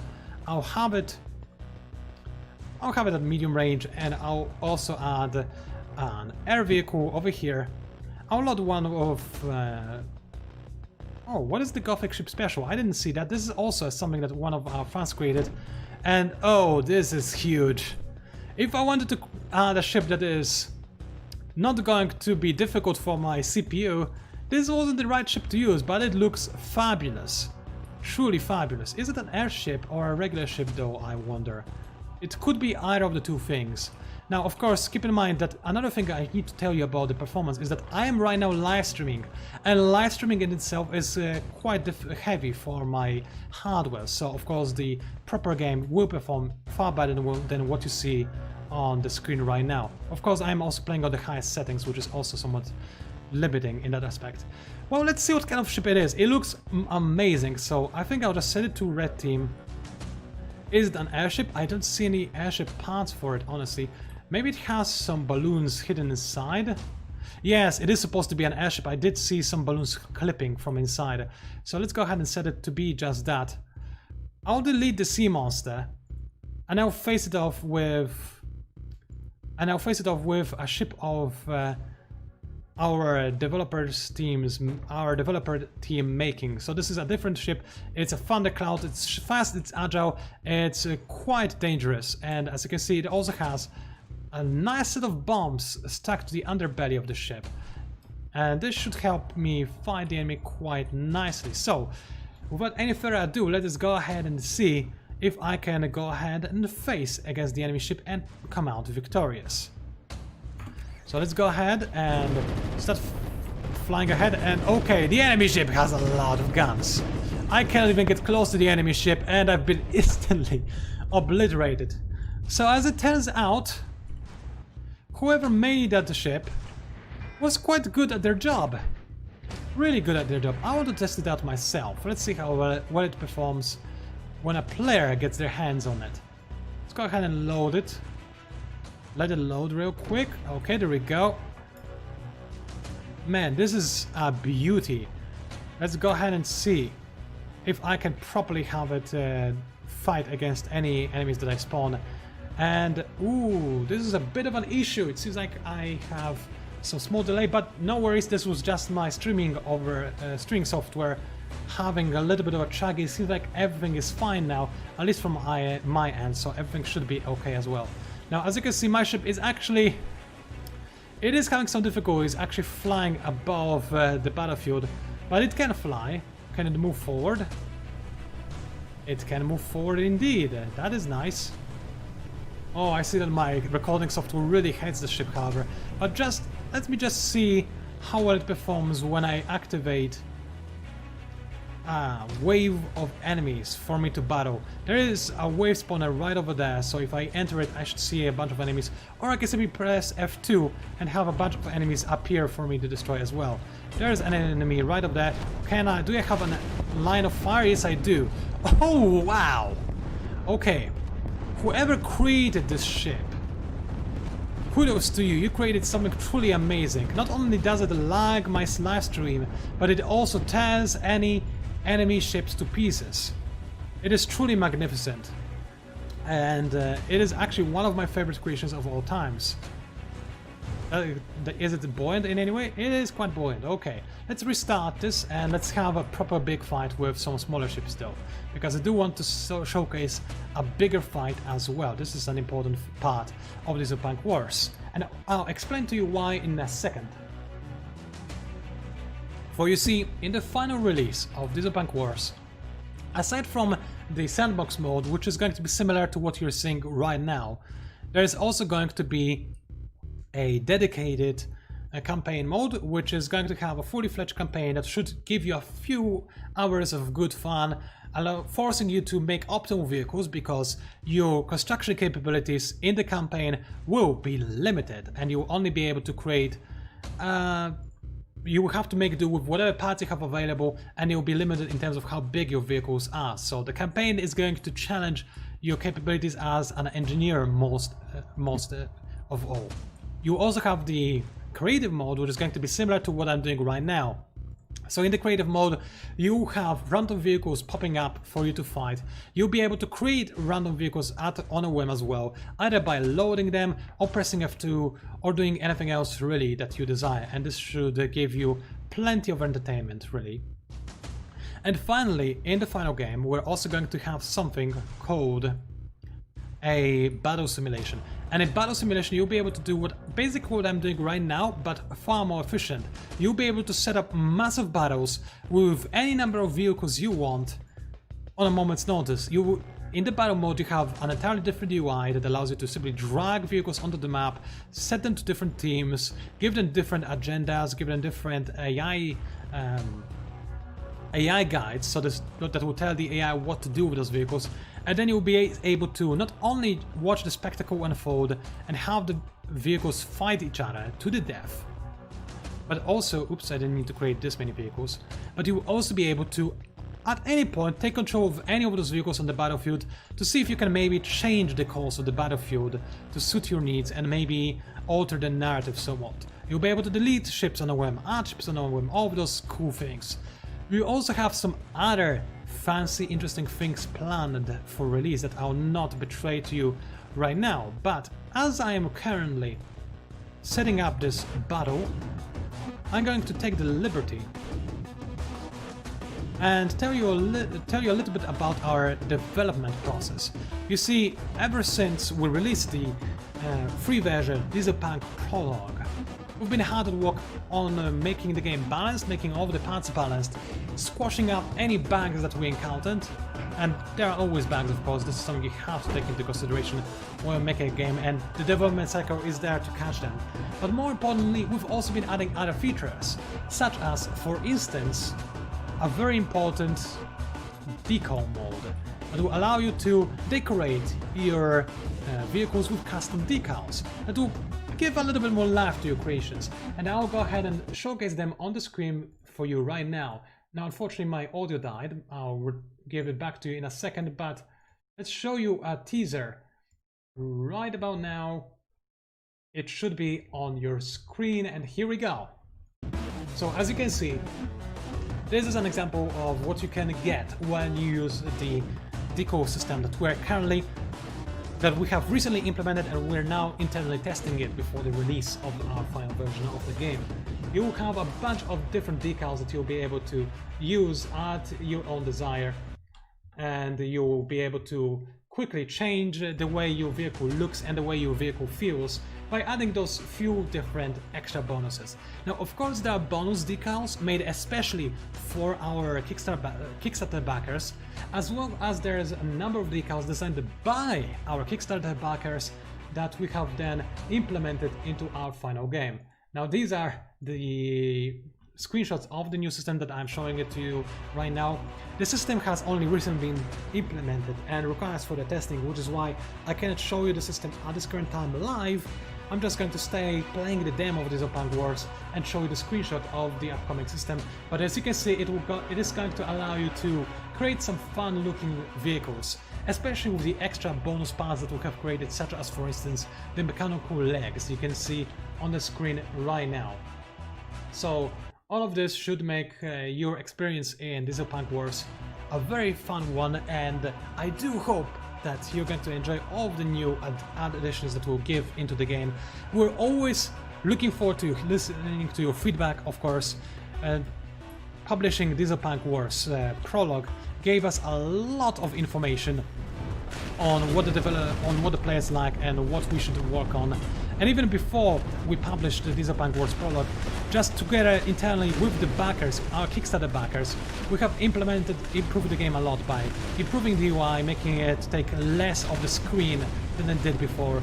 We have improved the quality of the textures that you can see in the game. We have improved the explosions since the early days of this day's construction. We have worked on a lot of features to make... Oh, okay, that wasn't intended. The physics system of this game, like I said, it is very advanced, but because of how advanced it is also prone to some slip-ups here every now and again, so you can see some fun little ragdoll animations every now and again after destroying a part of enemy vehicle.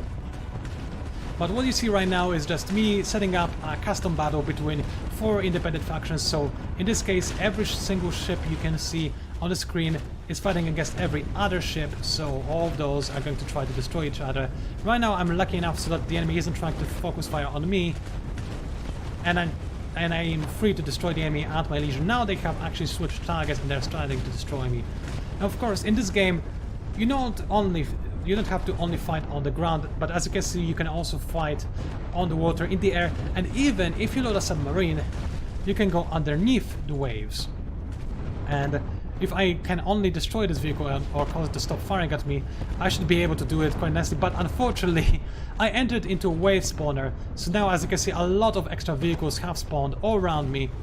Now because my vehicle has sustained heavy damage, I cannot see all of them, but nevertheless I'm trying to still endure this fight and endure the enemy waves, and there are also other other vehicles fighting each other, and wow! Not a lot is left from my vehicle, and now it is only moments. There are only moments between me and utter destruction. I don't think there's anything that can save me. In times like this, it's best to restart. So, another thing I want to show you is a little bit more of this map. Because you see, this map is the only map available in the demo and the prologue version of our game. The full game is going to have additional maps. It will have a mountain map, a swamp map, and also a desert map. The desert map being the biggest of all of our maps, and a really fun place to test out your land builds. But for this demo, this is the map we are showcasing, and I will just go ahead and use one of the creations of our backers. I really like the alien station. I want to showcase it to you better, so I'm going to go ahead and use that to explore the map just a tiny amount. So this is, just to remind you, a vehicle that was created by one of our backers who won the contest for the coolest alien-themed vehicle. And yeah, aliens, they're a thing in Dieselpunk, at least so we believe. So as you can see, you can move around the map in the demo and the prologue at will. There are also multiple things that you can destroy at your leisure. In this case, this turret is inactive. That's intentional for the prologue because we didn't want to have this part of the game too difficult for our new and upcoming players. That's why some of the nearby turrets are turned off by default. But we also have enemy turrets that are active even in the demo and in the prologue, and as you can see, we're getting closer to an enemy headquarters, and this is a very fast way to destroy this vessel, as you can see. Alright, so as you can see, if you are looking for a challenge in our demo and prologue, all you have to do is look around the map. There are fortified positions held by your enemies that will obliterate all of the weaker, not properly constructed vessels. So in order to get anywhere close to this map, I'll need something a little bit better. So I'm going to go ahead and load the sea monster. It is a very powerful ship.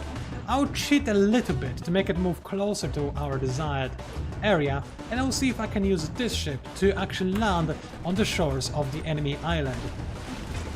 Right now it is only defended by enemy turrets, but of course by pressing F2 I can also spawn enemy ships that will make this process a little bit harder for me, and I actually spawned another wave crasher.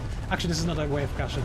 This vessel's name is different, but yeah, I don't think this vessel is good enough to get anywhere close to that part of the map.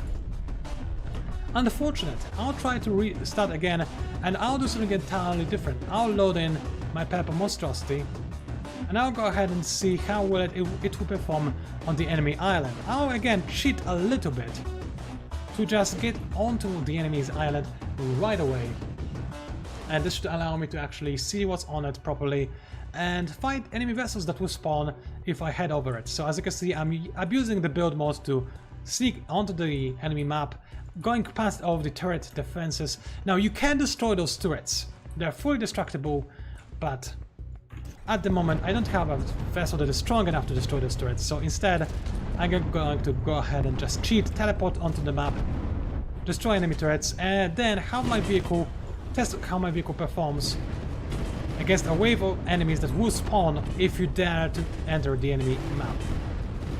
Of course, keep in mind, what I'm playing right now is just a demo for Dieselpunk Wars. It only showcases the future that our game has, rather than being a dedicated campaign or being a dedicated anything else. It is mostly here to show you what you can do in this game, what is most important, and that is amazing construction features, allowing you to make incredible, awesome vessels, a very advanced physics engine, which can even track which shots can be ricocheted off of your armor and which shots can pierce through your armor or penetrate through it.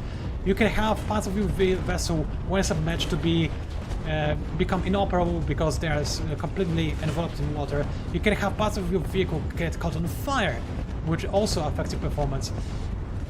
Wave drag is a thing. The more aerodynamic your vehicle is, the faster it can move.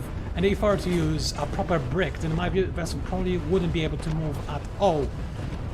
So all of these advanced features are already available for you to play in the demo, and for you to have fun within the demo. All Dieselpunk Wars Prologue, which is also available on the Steam, and which supports Steam Games Workshop, Steam Cloud, and also Steam Achievements. But nevertheless, I encourage you to check this game out during the Steam Games Festival. I hope you enjoy what you see. The full game is going to have hundreds more parts than this particular version. It will have a campaign mode, a battle simulation mode, extra surprises, decals to put on your vessel, more functionalities, more armor types. You'll be able to create giant robots with properly rotating arms that can grab a hold of the enemy vessels, that can then grind them with mechanical saws that can do anything you desire, really. And it'll just be a ton of fun. So please take a look at our Steam page. Please do add our game to wishlist, that being Dieselpunk Wars. Or if you're hesitant, also check out our other videos on our YouTube channel. The links are to the side of our live stream on Steam and in the description of our YouTube or Twitch live stream as well. So they should help you quite a bit when making a decision whether or not you're interested in this game. But I do recommend it myself. Of course, I am biased. I am one of the developers. How could I not be biased? But I think it is going to be a lot of fun for a lot of you.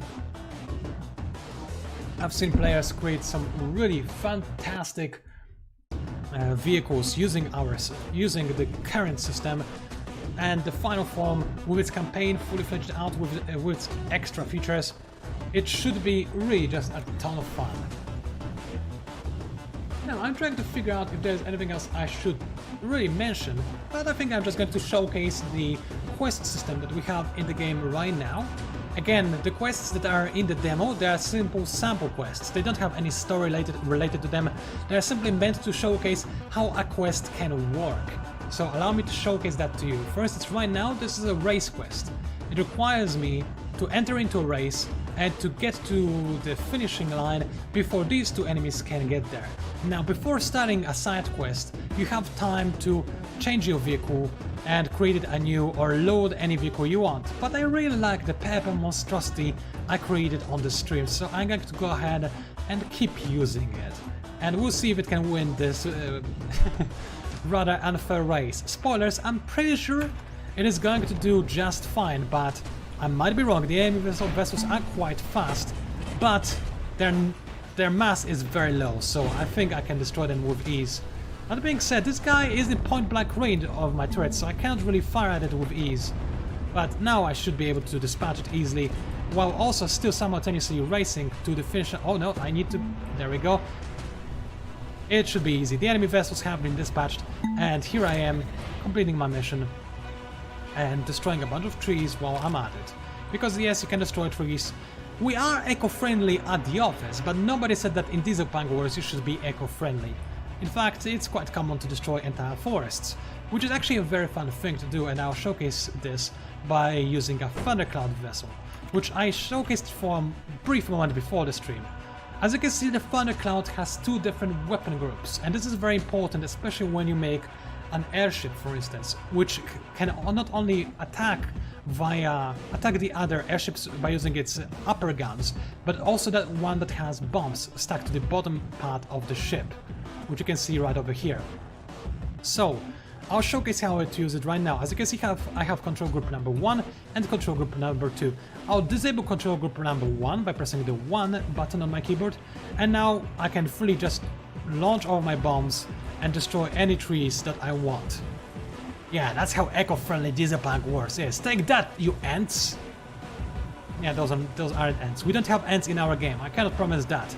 But if you really want, you could design a mechanical ant once the full game comes out. You will have more than enough parts to support this.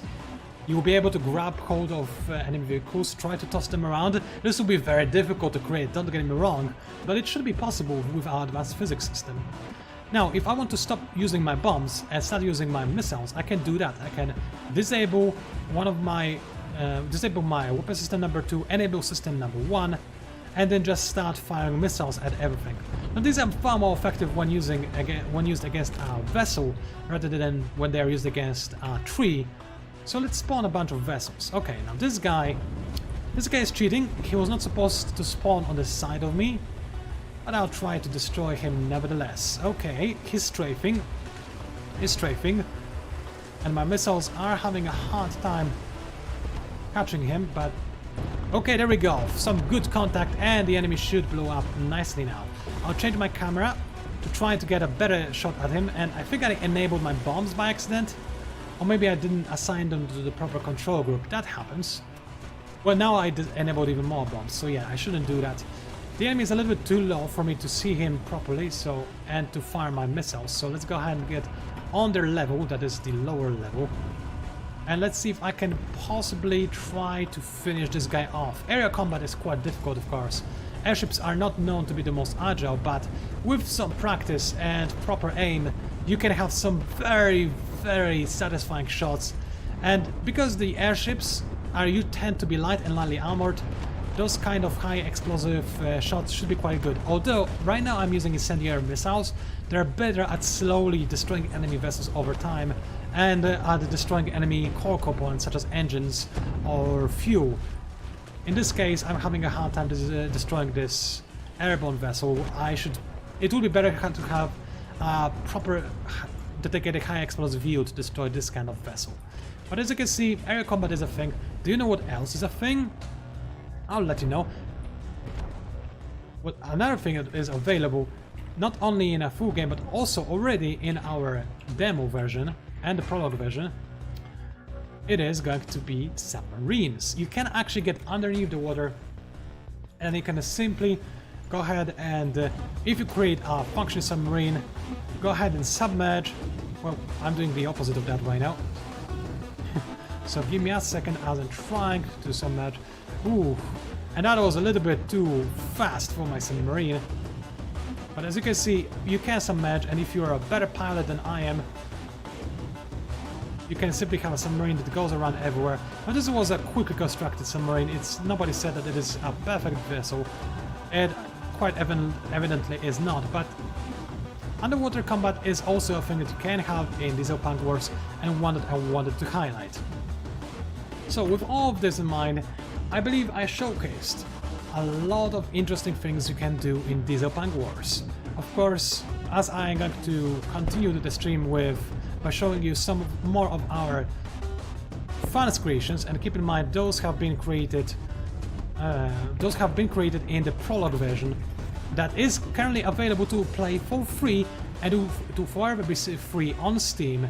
Just look for Dieselpunk Wars Prologue, and you will be able to not only play the same game, that's pretty much the same demo version that you can do right now via the Steam Games Festival, but in that prologue version you will also have access to Steam Games Workshop, where you can upload your vessels and download your friends' vessels. Oh, and see them explode like this. That was a very fun vessel I was inside, but it was not very well armored, was it? Oopsie. And I should showcase actually one more thing. Now, because... Oopsie, that was a bit of blunder on my part. Now everything is fine. Now, because the parts are limited in Dieselpunk Wars demo. You aren't really able to create spinning helicopter blades like the one you see right over here, but rest assured that you can create spinning helicopter blades in the full version by using rotors that are a part of the full version of the game, which is not yet ready to be released, but we are going to announce the release date for Dieselpunk Wars soon.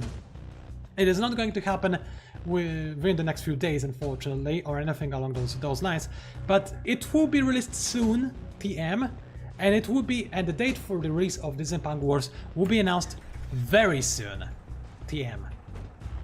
So hopefully you look forward to that. And yeah, this attack helicopter is very fun, but it is unfortunately not very efficient at dealing with the enemy vessels. But again, this is something that you can create and improve upon at any point in time. This vessel isn't very steady, but we can always use something else. For instance, the amphibious combat vehicle that another of our fans created. Let's see how well it functions. Well, I can see that it definitely can go underneath the water. Can it find... Okay, I didn't mean to spawn an enemy vessel this close to me. It is a bomber as well, so it could do quite well against myself, and another bomber. I shouldn't spawn this many enemies for myself. It doesn't make my job any easier. But yeah, this construction is quite decent.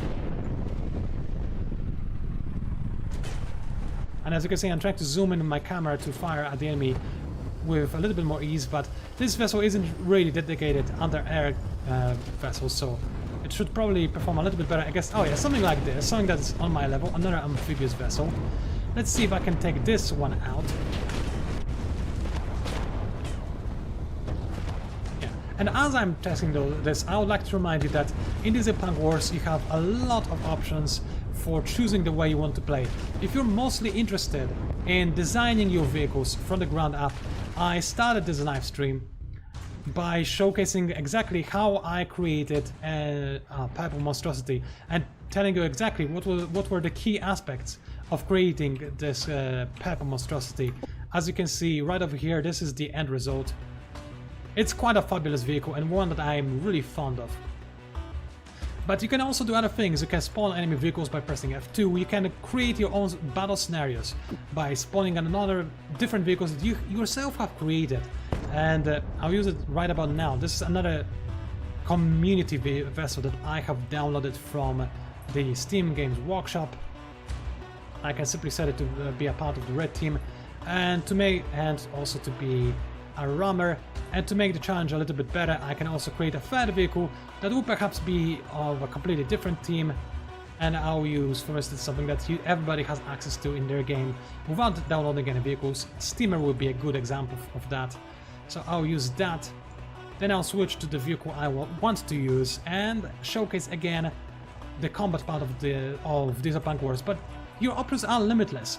If you want to create a vessel that can be an airship, you can do that. You just maybe perhaps have to add a bunch of vertical air propellers. You can use a mirror mode if you want to make this task a little bit faster. Of course, the more air propellers you add, the more engine power you will need in order to actually properly have your vehicle lift off the ground. Then you will need something that will allow you to steer your vehicle. For instance, sand propellers tend to be quite good at this task, if you find a good enough spot to actually put those side propellers. In this case, this vessel was not meant to be a flying vessel, so I'm having a really hard time figuring out where I could add this sort of thing. But of course, this vessel isn't supposed to be flying, so it's not going to perform. It's not even going to lift off the ground. It is far too heavy to do anything of the sort. But it is a dedicated tank still, and the beauty of Dieselpunk Wars is that at any time, if your vessel works, if it checks out, that's great, you can start working on a brand new design. If your vessel is perhaps too weak or it has some problems, you can easily start over, create a brand new vessel that works far better than the previous ones you created, and that will allow you to truly test your creative capabilities and showcase your skills as a master engineer. Hopefully what I showed you was good enough to get you interested in the world of Dieselpunk Wars. We have many more announcements coming in the near future, such as the announcement of our final release date for Dieselpunk Wars Dieselpunk Wars at this point in the development cycle is basically nearly complete. Oh, and my vehicle is basically nearly destroyed. As Dieselpunk Wars already has a fully functioning campaign mode, which only needs to be backtested and fixed, because there are still a few issues to be ironed out. There's some translations that we want to add, and Dieselpunk Wars is going to be translated to Chinese, Chinese, German, French, English obviously, Italian, Spanish, and of course Russian as well. So all of those translations you can expect to find in the game once it's released. There are also other few things that we're going to improve on. There will be new extra maps, hundreds of additional paths, and really just so many new things that they're too difficult even to account. Now, of course, this isn't everything that our studio, Image Power, is working on. We're also working on other titles, such as, for instance, oh, I didn't mean to use this vehicle, such as, for instance, Yacht Mechanic Simulator, a title that will have some very exciting announcements about in the near future, and we're hoping that you're going to check out what you can do in Yacht Mechanic Simulator. It is, of course, inspired by the Car Mechanic Simulator, because our publisher Playway is also the publisher because Car Mechanic Simulator, so all the good things you saw over there, well, they're being a benchmark for our team that is working on Yacht Mechanic Simulator. In terms of other games we have in production, well, there's a lot of games that our studio has in production, even though it's a relatively young studio. For instance, we also have Ambulance Simulator, which is a game that is very important, especially considering the recent world events with the pandemic situation and everything. Now, our game isn't going to be centered around just finding pandemic or whatever. It is going to focus on medical first responders. The stress that medical team has to face when they arrive at the scene and they have to make critical life-changing decisions. For instance, if they have a lot of people that are wounded and maybe only one ambulance that made it to the scene fast enough, then they have to use a triage system to sort out who gets to go to the hospital and who unfortunately has to be left behind and wait for more ambulances. It is going to be a very, very interesting game, I believe. It is going to focus less on the mechanic parts and more on just managing those kind of situations when you have different calls from different parts of the city, when you have to take care of people that are involved in any sort of accidents, and in general it is going to be a very fun game, I believe. It has only recently we have only recently started development on it ourselves. Previously, the game we're talking about, that being Ambulance Simulator, used to be called Rescue Medic, but the development has been transferred over to our team, and now that we are working on it, we're going to do everything in our power to make it as good as humanly possible. Now, we have already fought Mr. 5, so I want to up my challenge rating for Dieselpunk Wars a little bit before we finish off this live stream, and I'm going to go ahead and see how well my purple monstrosity can face off the enemy Wave Crasher, or is it Sea Monster actually? It is called Sea Monster. Now, we have already seen that I had some issues with my side armor, so what I'm going to do is I'm going to try to improve my side armor somewhat so that it can withstand more of the enemy attack. So I'll go into the whole extra and I'll go ahead and add some armor plates.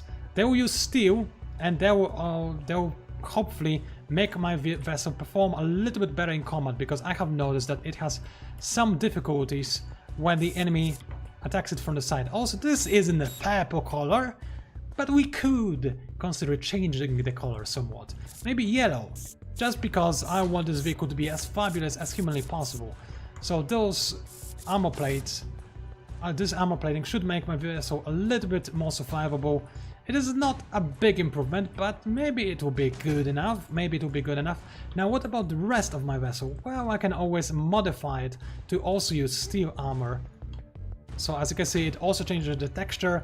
And again, in the final version of Dieselpunk Wars, the one that will be announcing in the future, the release date I mean, in the final version you will be able to choose from more materials. There will be 8 materials in total, each behaving somewhat differently.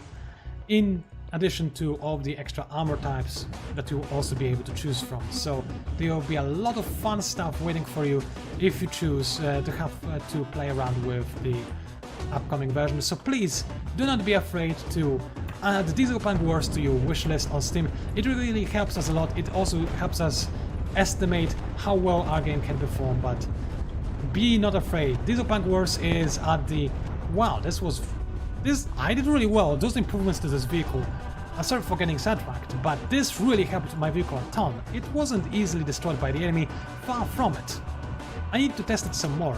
I'll again spawn a new vessel for my enemy, and this time this is going to be a very, very destructive and powerful ship created by one of our Kickstarter backers called MFP Spartan.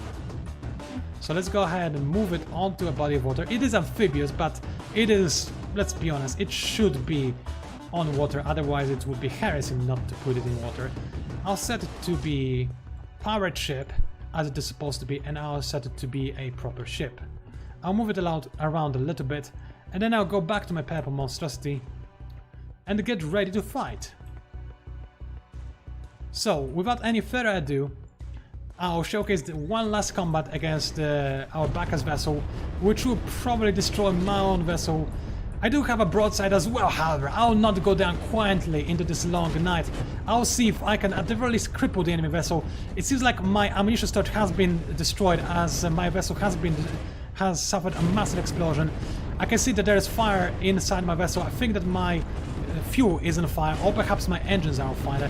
Either of those two is a bad thing. I'll try to outmaneuver my enemy, and unfortunately my chassis has been completely disconnected from my main vehicle, and I have been, alas, destroyed. Nevertheless, it was a fun experiment, and I hope that you enjoyed this as well, and that you really are going to look forward to Dieselpunk Wars as it is nearing its release. Please remember to add it to your wishlist. Please keep looking forward to any of our upcoming announcements and releases, and have fun playing with the demo that is available as part of the Steam Games Festival. Use all of its features, and if you're lost at any moment, remember there is a tutorial inside the demo, and we also have a lot of tutorials on our YouTube channel that you can watch if you want to figure out how exactly you need to play when playing Dieselpunk Wars. They will help you get started quite quickly and tell you about the best practices in making a functioning vehicle in Dieselpunk Wars. I would like to thank you for watching again. In the name of our development team, again, I was representing Image Power, the company responsible for working on Dieselpunk Wars. We have a lot of other announcements waiting for you in the near future, but for now, this is everything I was going to show to you tonight, this evening, or today, depending on your time zone. I hope you enjoyed the show. I hope it was quite fun for you, and I hope to see you on the battlefield. And finally, do not forget to join our Discord channel, where we can talk a little bit more about this game's development. I'm always excited to talk with our players and see what else we can improve, and just, you know, in general, have a good chat. So please check out the link to our Discord. You can find it in our latest Steam announcements with ease, or on our Steam forums. You can also, of course, have a fun time talking with other players on the Steam forums. But for now, this was everything I wanted to show you. Our time is up. I would like to thank you again for watching this live stream. Please wish us our game, wish us good luck, as I wish you good luck on the battlefield. Download the demo and show them how amazing the vehicles, how amazing you are at creating your vehicles. Create something incredible, share it with others, and just have a good time. And I hope that once the game comes out, you're going to have an amazing time as well. Thank you for watching, and I'll see you online.